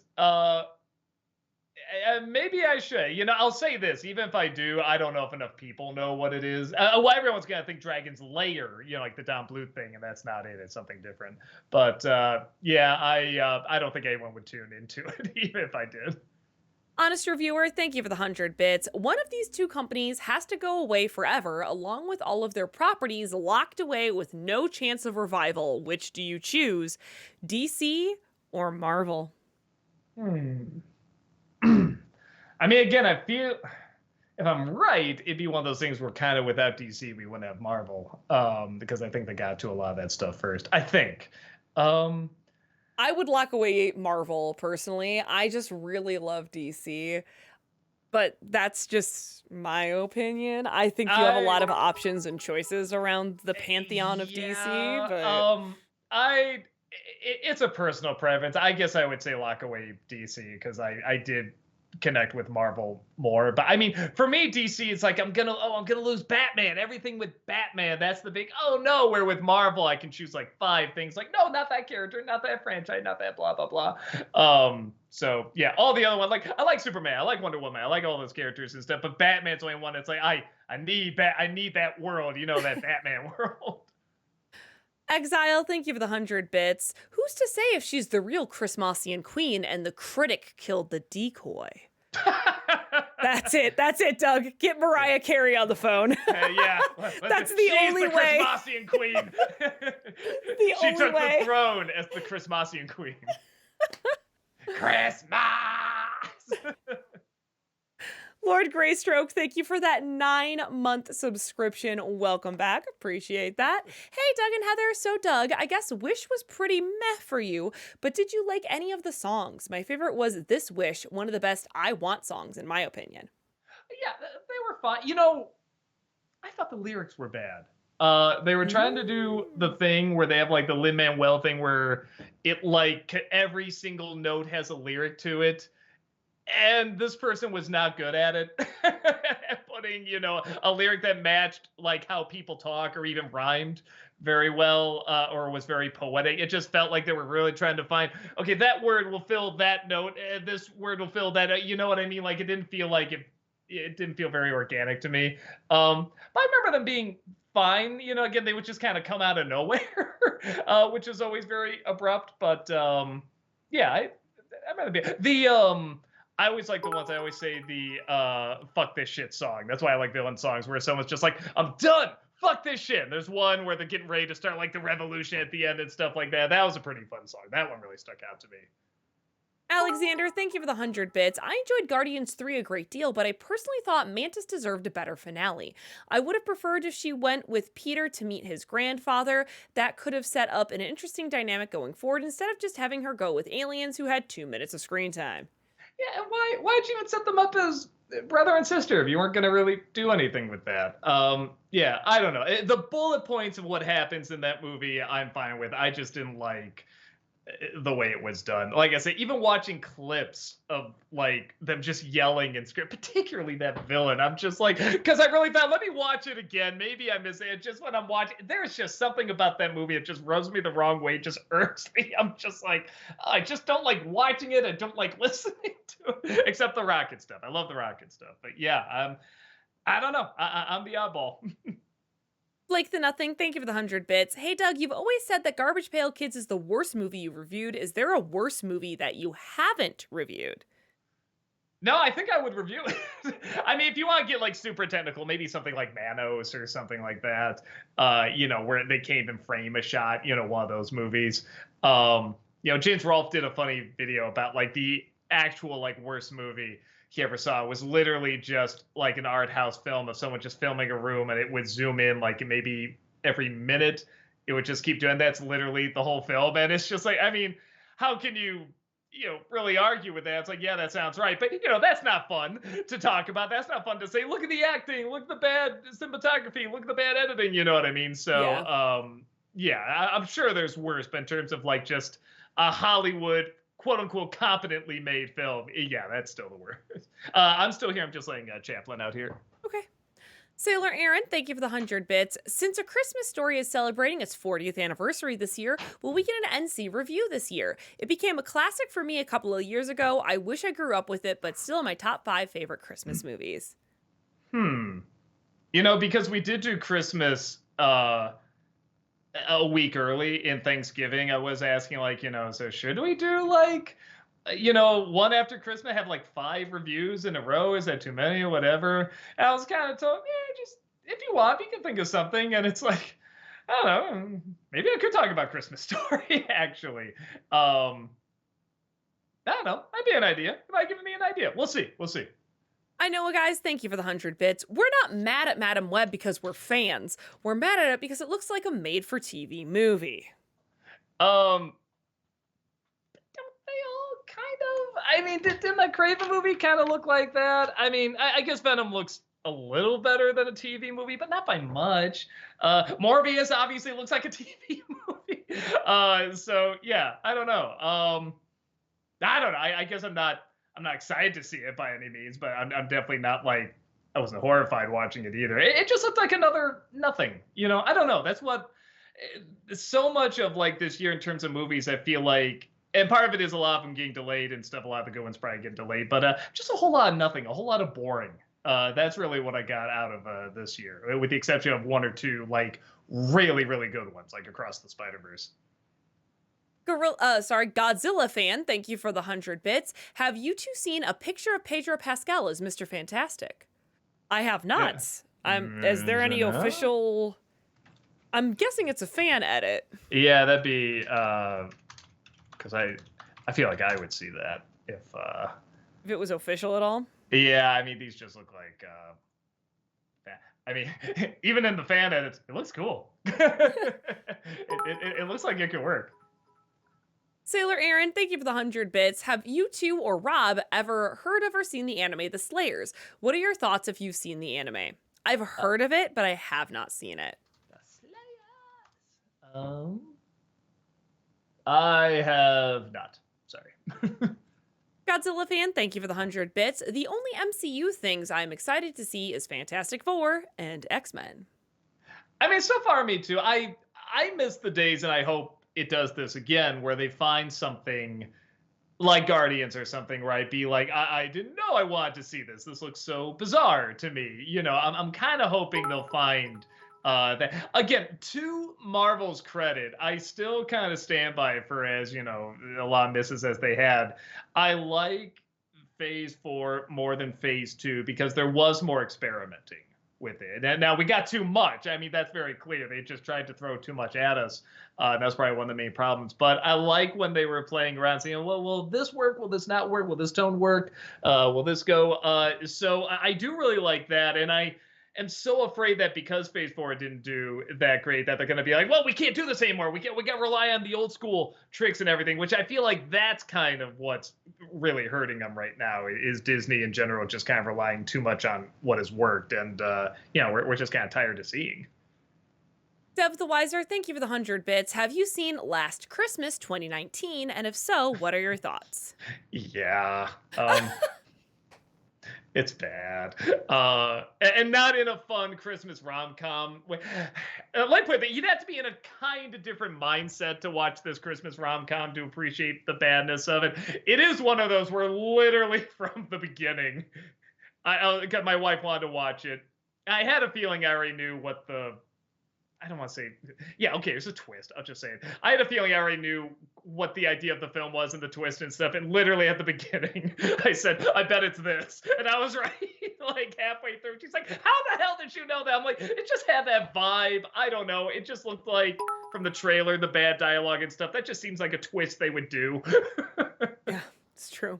Also, I laughed really hard because that first, was the way you said it was like Brad. Like you've been hanging out with Brad too much. It's bad. Honest reviewer, thank you for the 100 bits. So I'm taking it that Avengers Earth's Mightiest Heroes isn't coming this year's Disney-cember. Dang, was the last thing on my Disney bingo card. At least tell me if we're getting Clone Wars.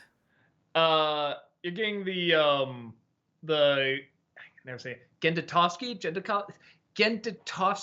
I think I said it right. Clone Wars. If that is the one you're talking about, yes. God, sorry. Sorry. My mouth can mouth. Great.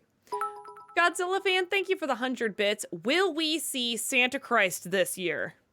Yeah, I literally, in the next review, I wrote down, remember to put Santa Christ somewhere. Because there was one year I think I forgot him, and when I realized, I'm like, oh shit, I'll put him in the end credits of like this editorial review. So yeah, I always try to remember like, oh yeah, get him in there somewhere. That Disney Nerd, thank you for the 100 bits. What are your thoughts on National Lampoon's Christmas Vacation? I watched it last year and never again. It was the cringiest Christmas comedy I'd ever seen. I can't say it was awful, but it was a bad movie in my opinion. That's hilarious. That's like probably my favorite Christmas movie. But I will say this: not only did I grow up with it, but it very much reminds me of my family. The house looks very much like my grandma's house. A lot of the relatives are like my relatives, right down to it's shot in Chicago. Right. Or supposed to be. I mean, it takes place in Chicago, I should say. So yeah, I can see some jokes not working, but for the Christmas atmosphere and kind of getting the stuff that a lot of people do around that time of year, particularly around Chicago, I really like it. At Movies, thank you for the 100 bits. When will we get Betty the Sipe Elf again? I don't know. I feel like people probably got their fill in Elf. I don't know if they need more, but if there's such demand, maybe she'll come back. Wow, and we actually have almost a half an hour for shit, highlighted questions here. Oh, let's do it. Let's do it. I know a guy asks, what would you say is your least favorite song in Wish? Mine is I'm a Star. Why does it exist? This is what happens when you get pop singers to do the lyrics instead of actual lyricists. Oh, interesting. So it's a pop singer that did the lyrics? Okay. Huh. That's really interesting. I'm trying to even remember that one. Oh, is that the one at the end? Maybe that's one they're talking about. The villain song was pretty bad because again, they're trying to make it seem like oh, this guy has a real reason for being how he is and stuff. But then he's also very vain and gets like the crazy eyes and acts all goofy. And then he just has this big, crazy, goofy song where he's like singing to the mirror, like, you're so good looking. And it's like, these don't go. These don't go at all. Alex loves musicals. Thank you for the 100 bits. Along with X-Men, I'm looking forward to the Thunderbolts movie. Yelena, her family, Bucky, and I think Zemo are in that movie, if I'm remembering correctly. Love all those characters.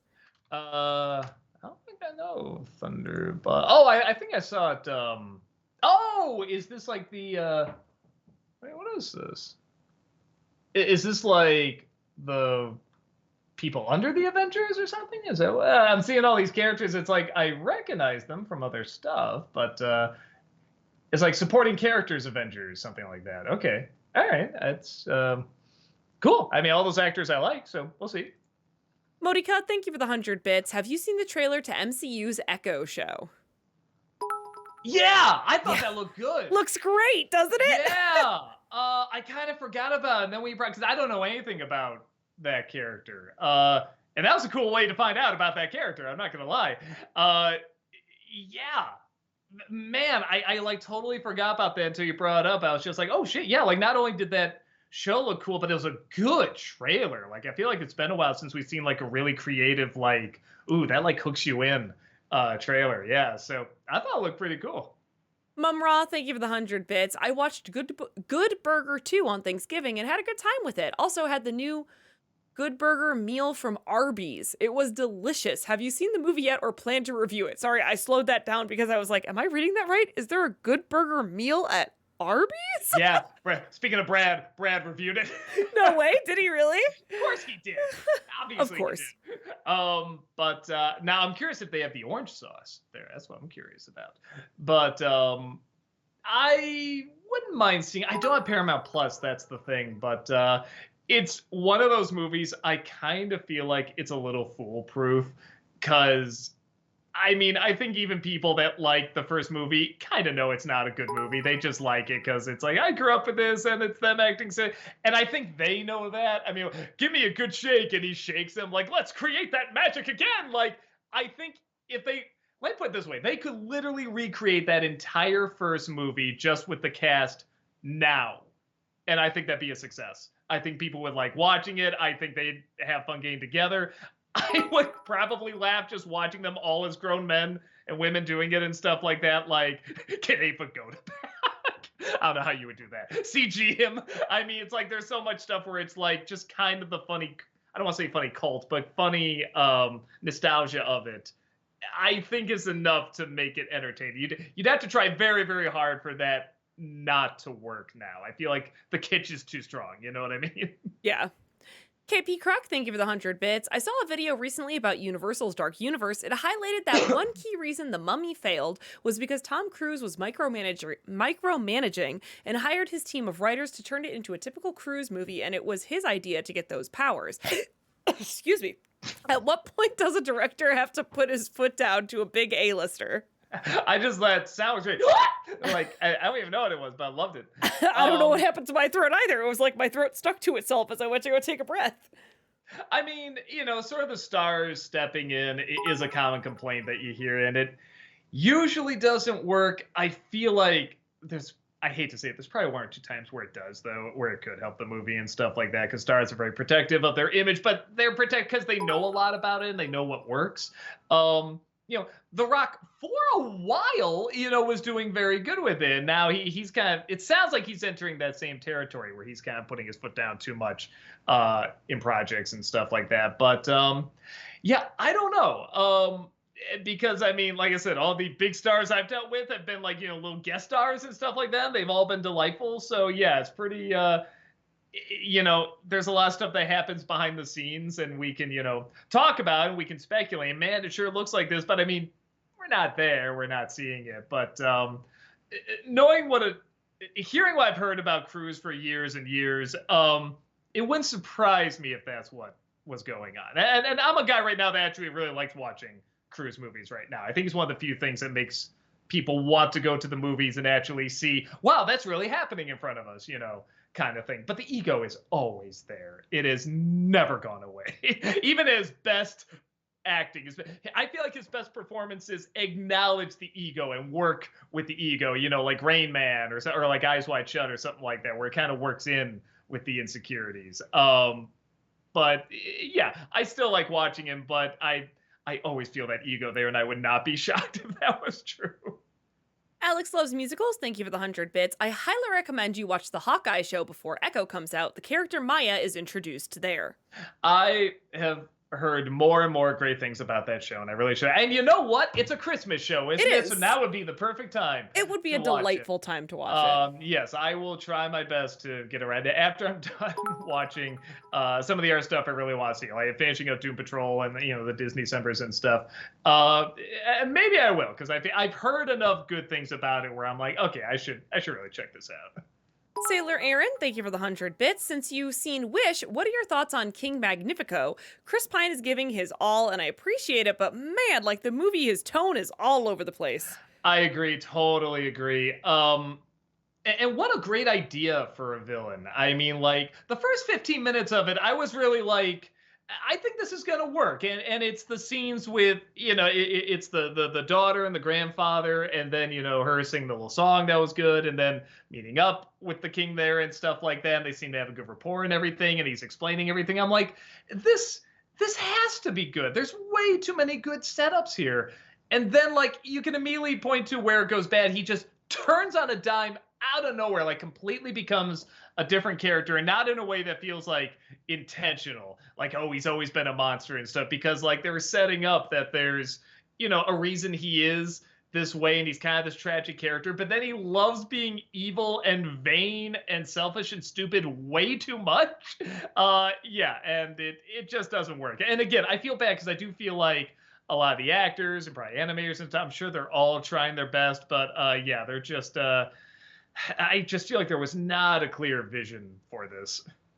Honest reviewer, thank you for the 100 bits. Bob Iger. Okay, so Little Mermaid didn't make as much money as we wanted, and Snow White needs to be delayed, but don't worry, I'm sure everyone will rave over our newly announced Bambi remake. Oh, that was in the works for a while, I think. I think they're talking about that for a bit. Yeah, I don't know. Here's what sucks. Okay, so Elemental did end up eventually making money. But and Wish might. The only reason I hate that they're not doing well, even though I wasn't a particular fan of either of them, is because then they're gonna get in their head, oh, okay, no new ideas, don't do that. But like, no, we want like new and like, again, innovative, good, something like that really sparks like this intrigue and this excitement. Like, who is excited for Elemental? Who is excited for Wish? Like, I was curious to see them, but I wasn't excited for them because I've seen like a million other movies like them. I really want them to just like, get that excitement back. Bring us something that is exciting. And I don't know. Like, there's some sequels coming out I want to see. Like I said, I'm curious about Deadpool and Inside Out 2 and stuff. But yeah, I'm really sad we're not seeing more exciting original material again. PWO for life, thank you for the 100 bits. Interesting fact, Macaulay Culkin is getting his Hollywood star on the Walk of Fame December 1st, 2023. Helping introduce his Walk of Fame is his co-star mom on Home Alone. Oh, cool. Yeah, that sounds really, really cool. Yeah, now how soon until Kieran Culkin gets his star on there too? There you go. That Disney Nerd, thank you for the 100 bits. I'm probably only going to watch 2 new movies this year, Gran Turismo and Saw X, which would put me up to 51 2023 new movies that I've seen. Okay. When I heard watch only 2 movies this year, I'm like, why just those 2? And it's like, oh, because you've seen all these other ones. Got it. Sailor Aaron, thank you for the 100 bits. My sister and I were also talking that we wish in the film that the twist would have been the Queen Amaya would have been a villain as well, like they originally planned, a Disney villain power couple. Yes, even a lot of the pre-production ideas I've read would have been on board. That would have been neat. I don't think it would have saved much. I get the feeling because they they do this weird thing, like I said, where they kind of have Disney characters in it, but they don't, or fairy tale characters, in a weird way. And my guess is, there's only a guess, that, they said around 100 years they were going to do this big movie that has all, or at least one of every Disney animated film in it, like a character from every Disney animated film in there. I think that's how this started out. And then it kept getting passed back and forth, back and forth. Then it came to, well, okay, these characters are in the spirit of the Seven Dwarfs. This one's in the spirit of the fairy godmother and stuff like that. And it kind of became this weird jumbled mess. And then they're like, okay, let's do Once Upon a Studio as the one that actually has, one of every character in there. That's my hunch. That's my guess. And all I'm thinking is, man, I would love to actually have seen the actual Disney characters in here, because the idea of a place that like controls all the world's like wishes and everything, and then incorporating all the Disney characters in there, like that would have been a neat idea. I would have liked to have seen what they would have done with that. Random cartoon fan, thank you for the 100 bits. Let's be honest, we all would be talking about the new Paw Patrol movie if Chris Pratt was voicing Chase, the main dog. And yes, I want a reality where this cute German Shepherd pup has the voice of Star-Lord. I mean, that one I'd be okay with. I mean, I have never seen Paw Patrol, but just the idea of Chris Pratt's voice coming out of this cute little puppy, it sounds better than coming out of a cute little cat. Yoshiba, thank you for the 100 bits. Was I the only one who thought it was weird when Asha sang, so I make this wish to give us something more than this, but this means a beautiful, prosperous, and peaceful kingdom, but they forgot they literally want to fly or learn the ukulele? Almost seemed like looking for a reason to feel oppressed. Yeah, and the other thing, I'm literally going to shoot like my Disney December review of it tomorrow, but another big thing that kind of ties in with that, the big thing she wants in the movie, she wants to get her grandfather's wish. She wants his wish because she's so selfless. She just wants, grandfather's wish, which that's fine, but that's her motivation. And it's resolved halfway through the movie. So then I'm like, well, what am I even concerned about here? The oppressed people? And I'm like, but the people all look okay. They all look like they have energy and stuff. I was thinking like maybe if they were like, kind of smiling but weren't really happy, they were low energy or something because their wishes were taken away, like maybe that'd be something. But they all look like any other hyper happy Disney characters. So like, yeah, I'm watching it more and more going, why do I not care? Why am I caring less and less about this? And it hit me because literally what they set up, they just abandoned from the main character like halfway through. KP Kruk, thank you for the 100 bits. Do you have any plans to check out the movie The Shift? It's what described as a science fiction version of the Book of Job. It stars Christopher Polaha, Neil McDonough, Elizabeth Tabish, Rose Reed, and Sean Astin. It's distributed by Angel Studios, which, as many know, distributes The Chosen. Okay. Maybe. Oh, is that Sean Astin? Did you say Sean Astin? Or yeah. There's a guy that looks. Okay, yeah. It's weird. I thought I heard something about a Book of Job something coming out recently, and I don't think this is it though. I think I'm thinking of something else, but I haven't even heard of it. So I will see. Blake the Nothing, thank you for the 100 bits. Doug, do you have any upcoming / planned NC episodes you're particularly excited about, and why?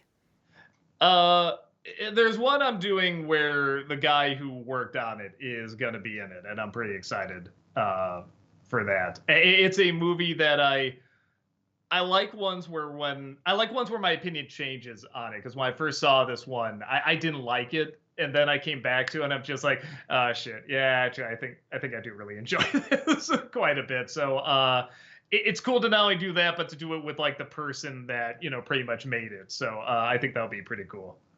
Mr. Blackwater, thank you for the 100 bits. What's your thoughts on the new Ghostbusters? The Afterlife sequel, I'm assuming they're talking about. I'm assuming the Frozen one. It didn't grab me too much, but the like I said, the one thing that grabbed me was the written dialogue about cold killing someone, and I thought that was impressively creepy. And it kind of gave me hope more for this idea of like making the cold like kind of a scary element, because I don't know, like maybe because I do like the cold. I mean, it can hurt me like it can hurt anyone, but I am a fan. I like snuggling up when it gets really cold out and stuff like that. So the idea of like the cold being a scary place has never really freaked me out. But again, hearing kind of that writing around that made me go, all right, maybe this can work. Godzilla fan, thank you for the 100 bits. But we have something with Disney characters. It's Kingdom Hearts. And of course, bringing all the Disney worlds together. And obviously House of Mouse. I mean, come on, that's where the characters from Kingdom Hearts go to eat. Get dinner and a show. Yeah, I mean, I guess that's the closest that we got is those two.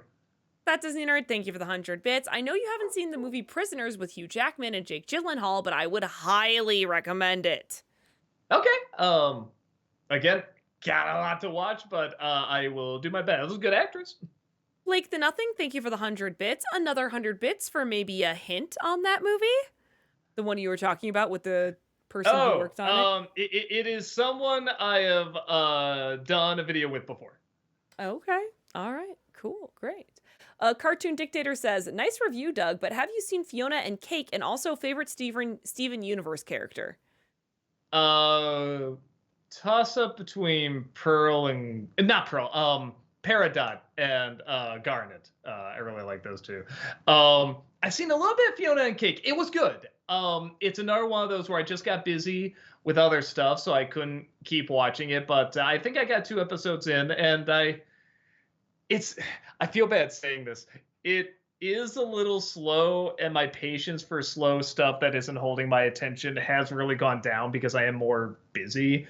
But I hate that because I like things that are slow. I like things that take their time. And I've heard a lot of people say it gets, even better and better as it keeps going. So I should give it a chance. I should give it more of a chance. But yeah, it was pretty slow. It wasn't bad, but it was pretty slow. Oliver Dreamwalker says, Doug, could you play Sonic Adventure 2? It's the game that Shadow the Hedgehog makes his first appearance in the franchise. A good ways to know better the character, and I would like to see your reaction to the game. Heather, I really recommend Undertale. Oh, Undertale is definitely on my to-play list. For sure. Maybe, we'll see. We got a whole bunch of games at some point we want to get to, and are on the even sequels to games, like the other Arkham games and our God of War game and stuff like that. So yeah, there's quite a few on there. I will do my best. Power Gamer says, good news, Doug. Your favorite Christmas movie is returning to theaters this weekend, the Jim Carrey Grinch. No, I will not be seeing it. That movie sucks. So excited, Mike. The poor people who saw that on the big screen. I mean, just seeing those. I mean, Jim Carrey's not even like the scariest thing. It's those Who's with the weird little noses and the huge upper lips and the little dead eyes looking. I mean, it's just fucking horrifying. Oh. Yeah, I'm glad I skipped that one. I knew I was not going to like that. Elite Gamer says, hello, Doug and Heather. Hope you're both doing well. So today I had a chance to see Wish or Hunger Games, so I chose The Holdovers. I was genuinely surprised. It was surprisingly wholesome at parts. Definitely glad I saw it. Do you think you'll review it / watch it, Doug? Also, Chaplin is the boss. He's the boss of me. I'm the boss. I will definitely check it out because that director is very hit and miss with me, but when he hits it, it's so fucking good. And the plot did look like something where I was afraid, like, I can kind of predict what's going to happen in this and stuff. But it's getting good reviews, and a lot of people are saying what you said too, where there is a harshness to it, but there is a real believable wholesomeness to it that I think comes from that harshness. So yeah, I've become pretty excited to check it out. I was really afraid it was just going to be another movie I've seen like a million times like that, but a lot of people are saying it does stand out. So I don't know if I'll see it in theaters, but I'll probably stream it when it comes out. I know a guy says, did you manage to watch Transformers Rise of the Beast? And if so, thoughts? Not yet. It's going to be a bit. I'll probably do a video that talks about like all the Transformer movies and watch it around that time. It'll probably be sometime next year. Dino Man says, I saw Napoleon, Hunger Games 5, Wish, Dream Scenario, and The Creator, and they were all great except Wish. Thoughts on all of them? Wish was not that hot. Is that the only one I've seen out of those? Yeah, I mean, Napoleon. I haven't seen Hunger Games. Dream Scenario. No, and I want to see that one too. Yeah, I'm so behind, y'all. I'm so sorry. I know it's like I said, this really threw the sickness really threw a monkey wrench into everything. I apologize. It is slowly getting better, but because of that, I have to catch up on the Disney Decembers and stuff because I have energy to do it. So yeah, again, I'm sorry to miss so much. I'm hoping I at least want to get to Wonka. I want to get to the early screening of Wonka to get that out. I hope I can. Matt Gamer says, Doug, I love that you shared the Toys for Tots video for the month of December. It's so heartwarming. Yeah, I thought that was such a funny story. And then I'm always like, I did it one year and I'm just like, you know what? I think I'm going to just keep doing this because Toys for Tots is always a good one due to the charity for us. So, yeah. Master Mario says, will you ever watch Miracle on 34th Street 1994? Or sorry, review, not watch. Review Miracle on 34th Street 1994. Also, did you know there's also remakes of the movie from the 50s and 70s? Yeah, there's actually quite a few remakes of them. I don't know. Did I? Man, okay, now I'm doing one of those things like, is there an old versus new of that? Did I do one? I I have don't- no idea.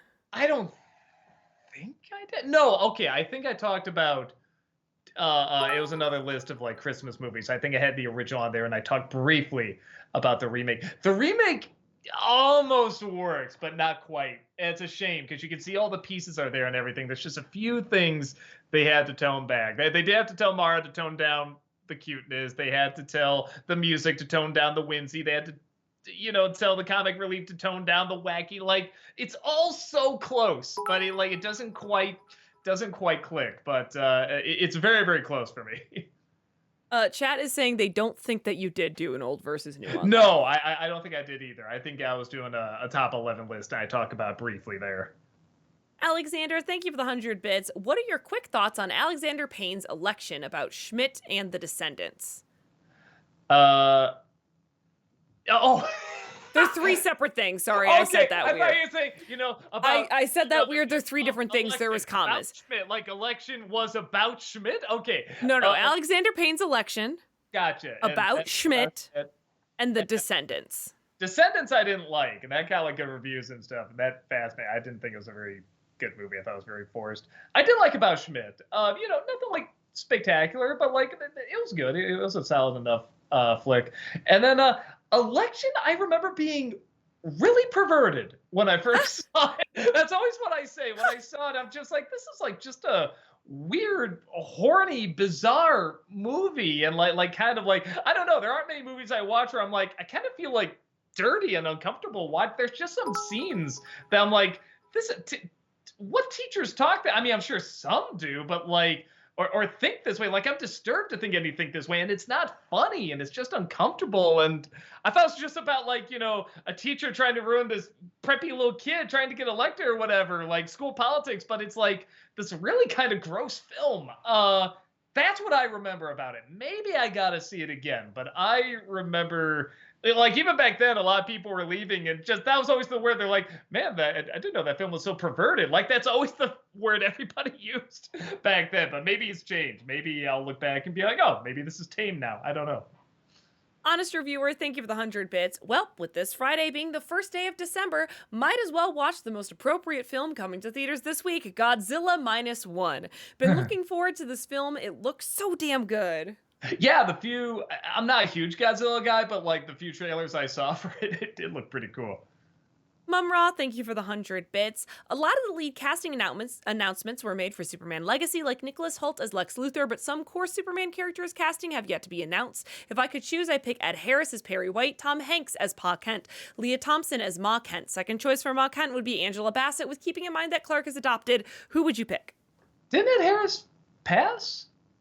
Or is he still alive? I thought he passed away for some reason. Maybe I'm wrong. I'm not sure if I'm being honest. Tom Hanks is almost too good as Pa Kent. Like, I feel like he's playing the silver-haired, angelic grandpa is like a little too much. I don't know if I would pick him necessarily, though I get the choice. I don't know. I just hope they get a good Jimmy Olsen. There's never been a good Jimmy Olsen. Poor Jimmy Olsen. I know that's part of the point. No, you know what? The cartoon was okay. The animated series, he was okay. He was an okay Jimmy. But yeah, they're almost always terrible, and I'd like to get an okay one in there, like a legit funny one. Alexander in chat is saying Ed Harris is still alive. Oh my God, Mandela effect? Wait, who again? Ed Harris. Oh, I was thinking Asner. Okay. Asner is dead. Okay. Yes, Ed Harris, clearly still alive. Yes, okay. Okay. I totally got those backwards. Yes, I did know Ed Harris was still alive. My bad. Amazing. Actually, he would be good. He'd be a good Perry White. All right, I think that's gonna do it for us here, everyone. It is 8 o'clock, so okay. I love just real quick, honest reviewer. I love you quoting Edward. Doug, isn't he dead? Chet, no, he's very much alive.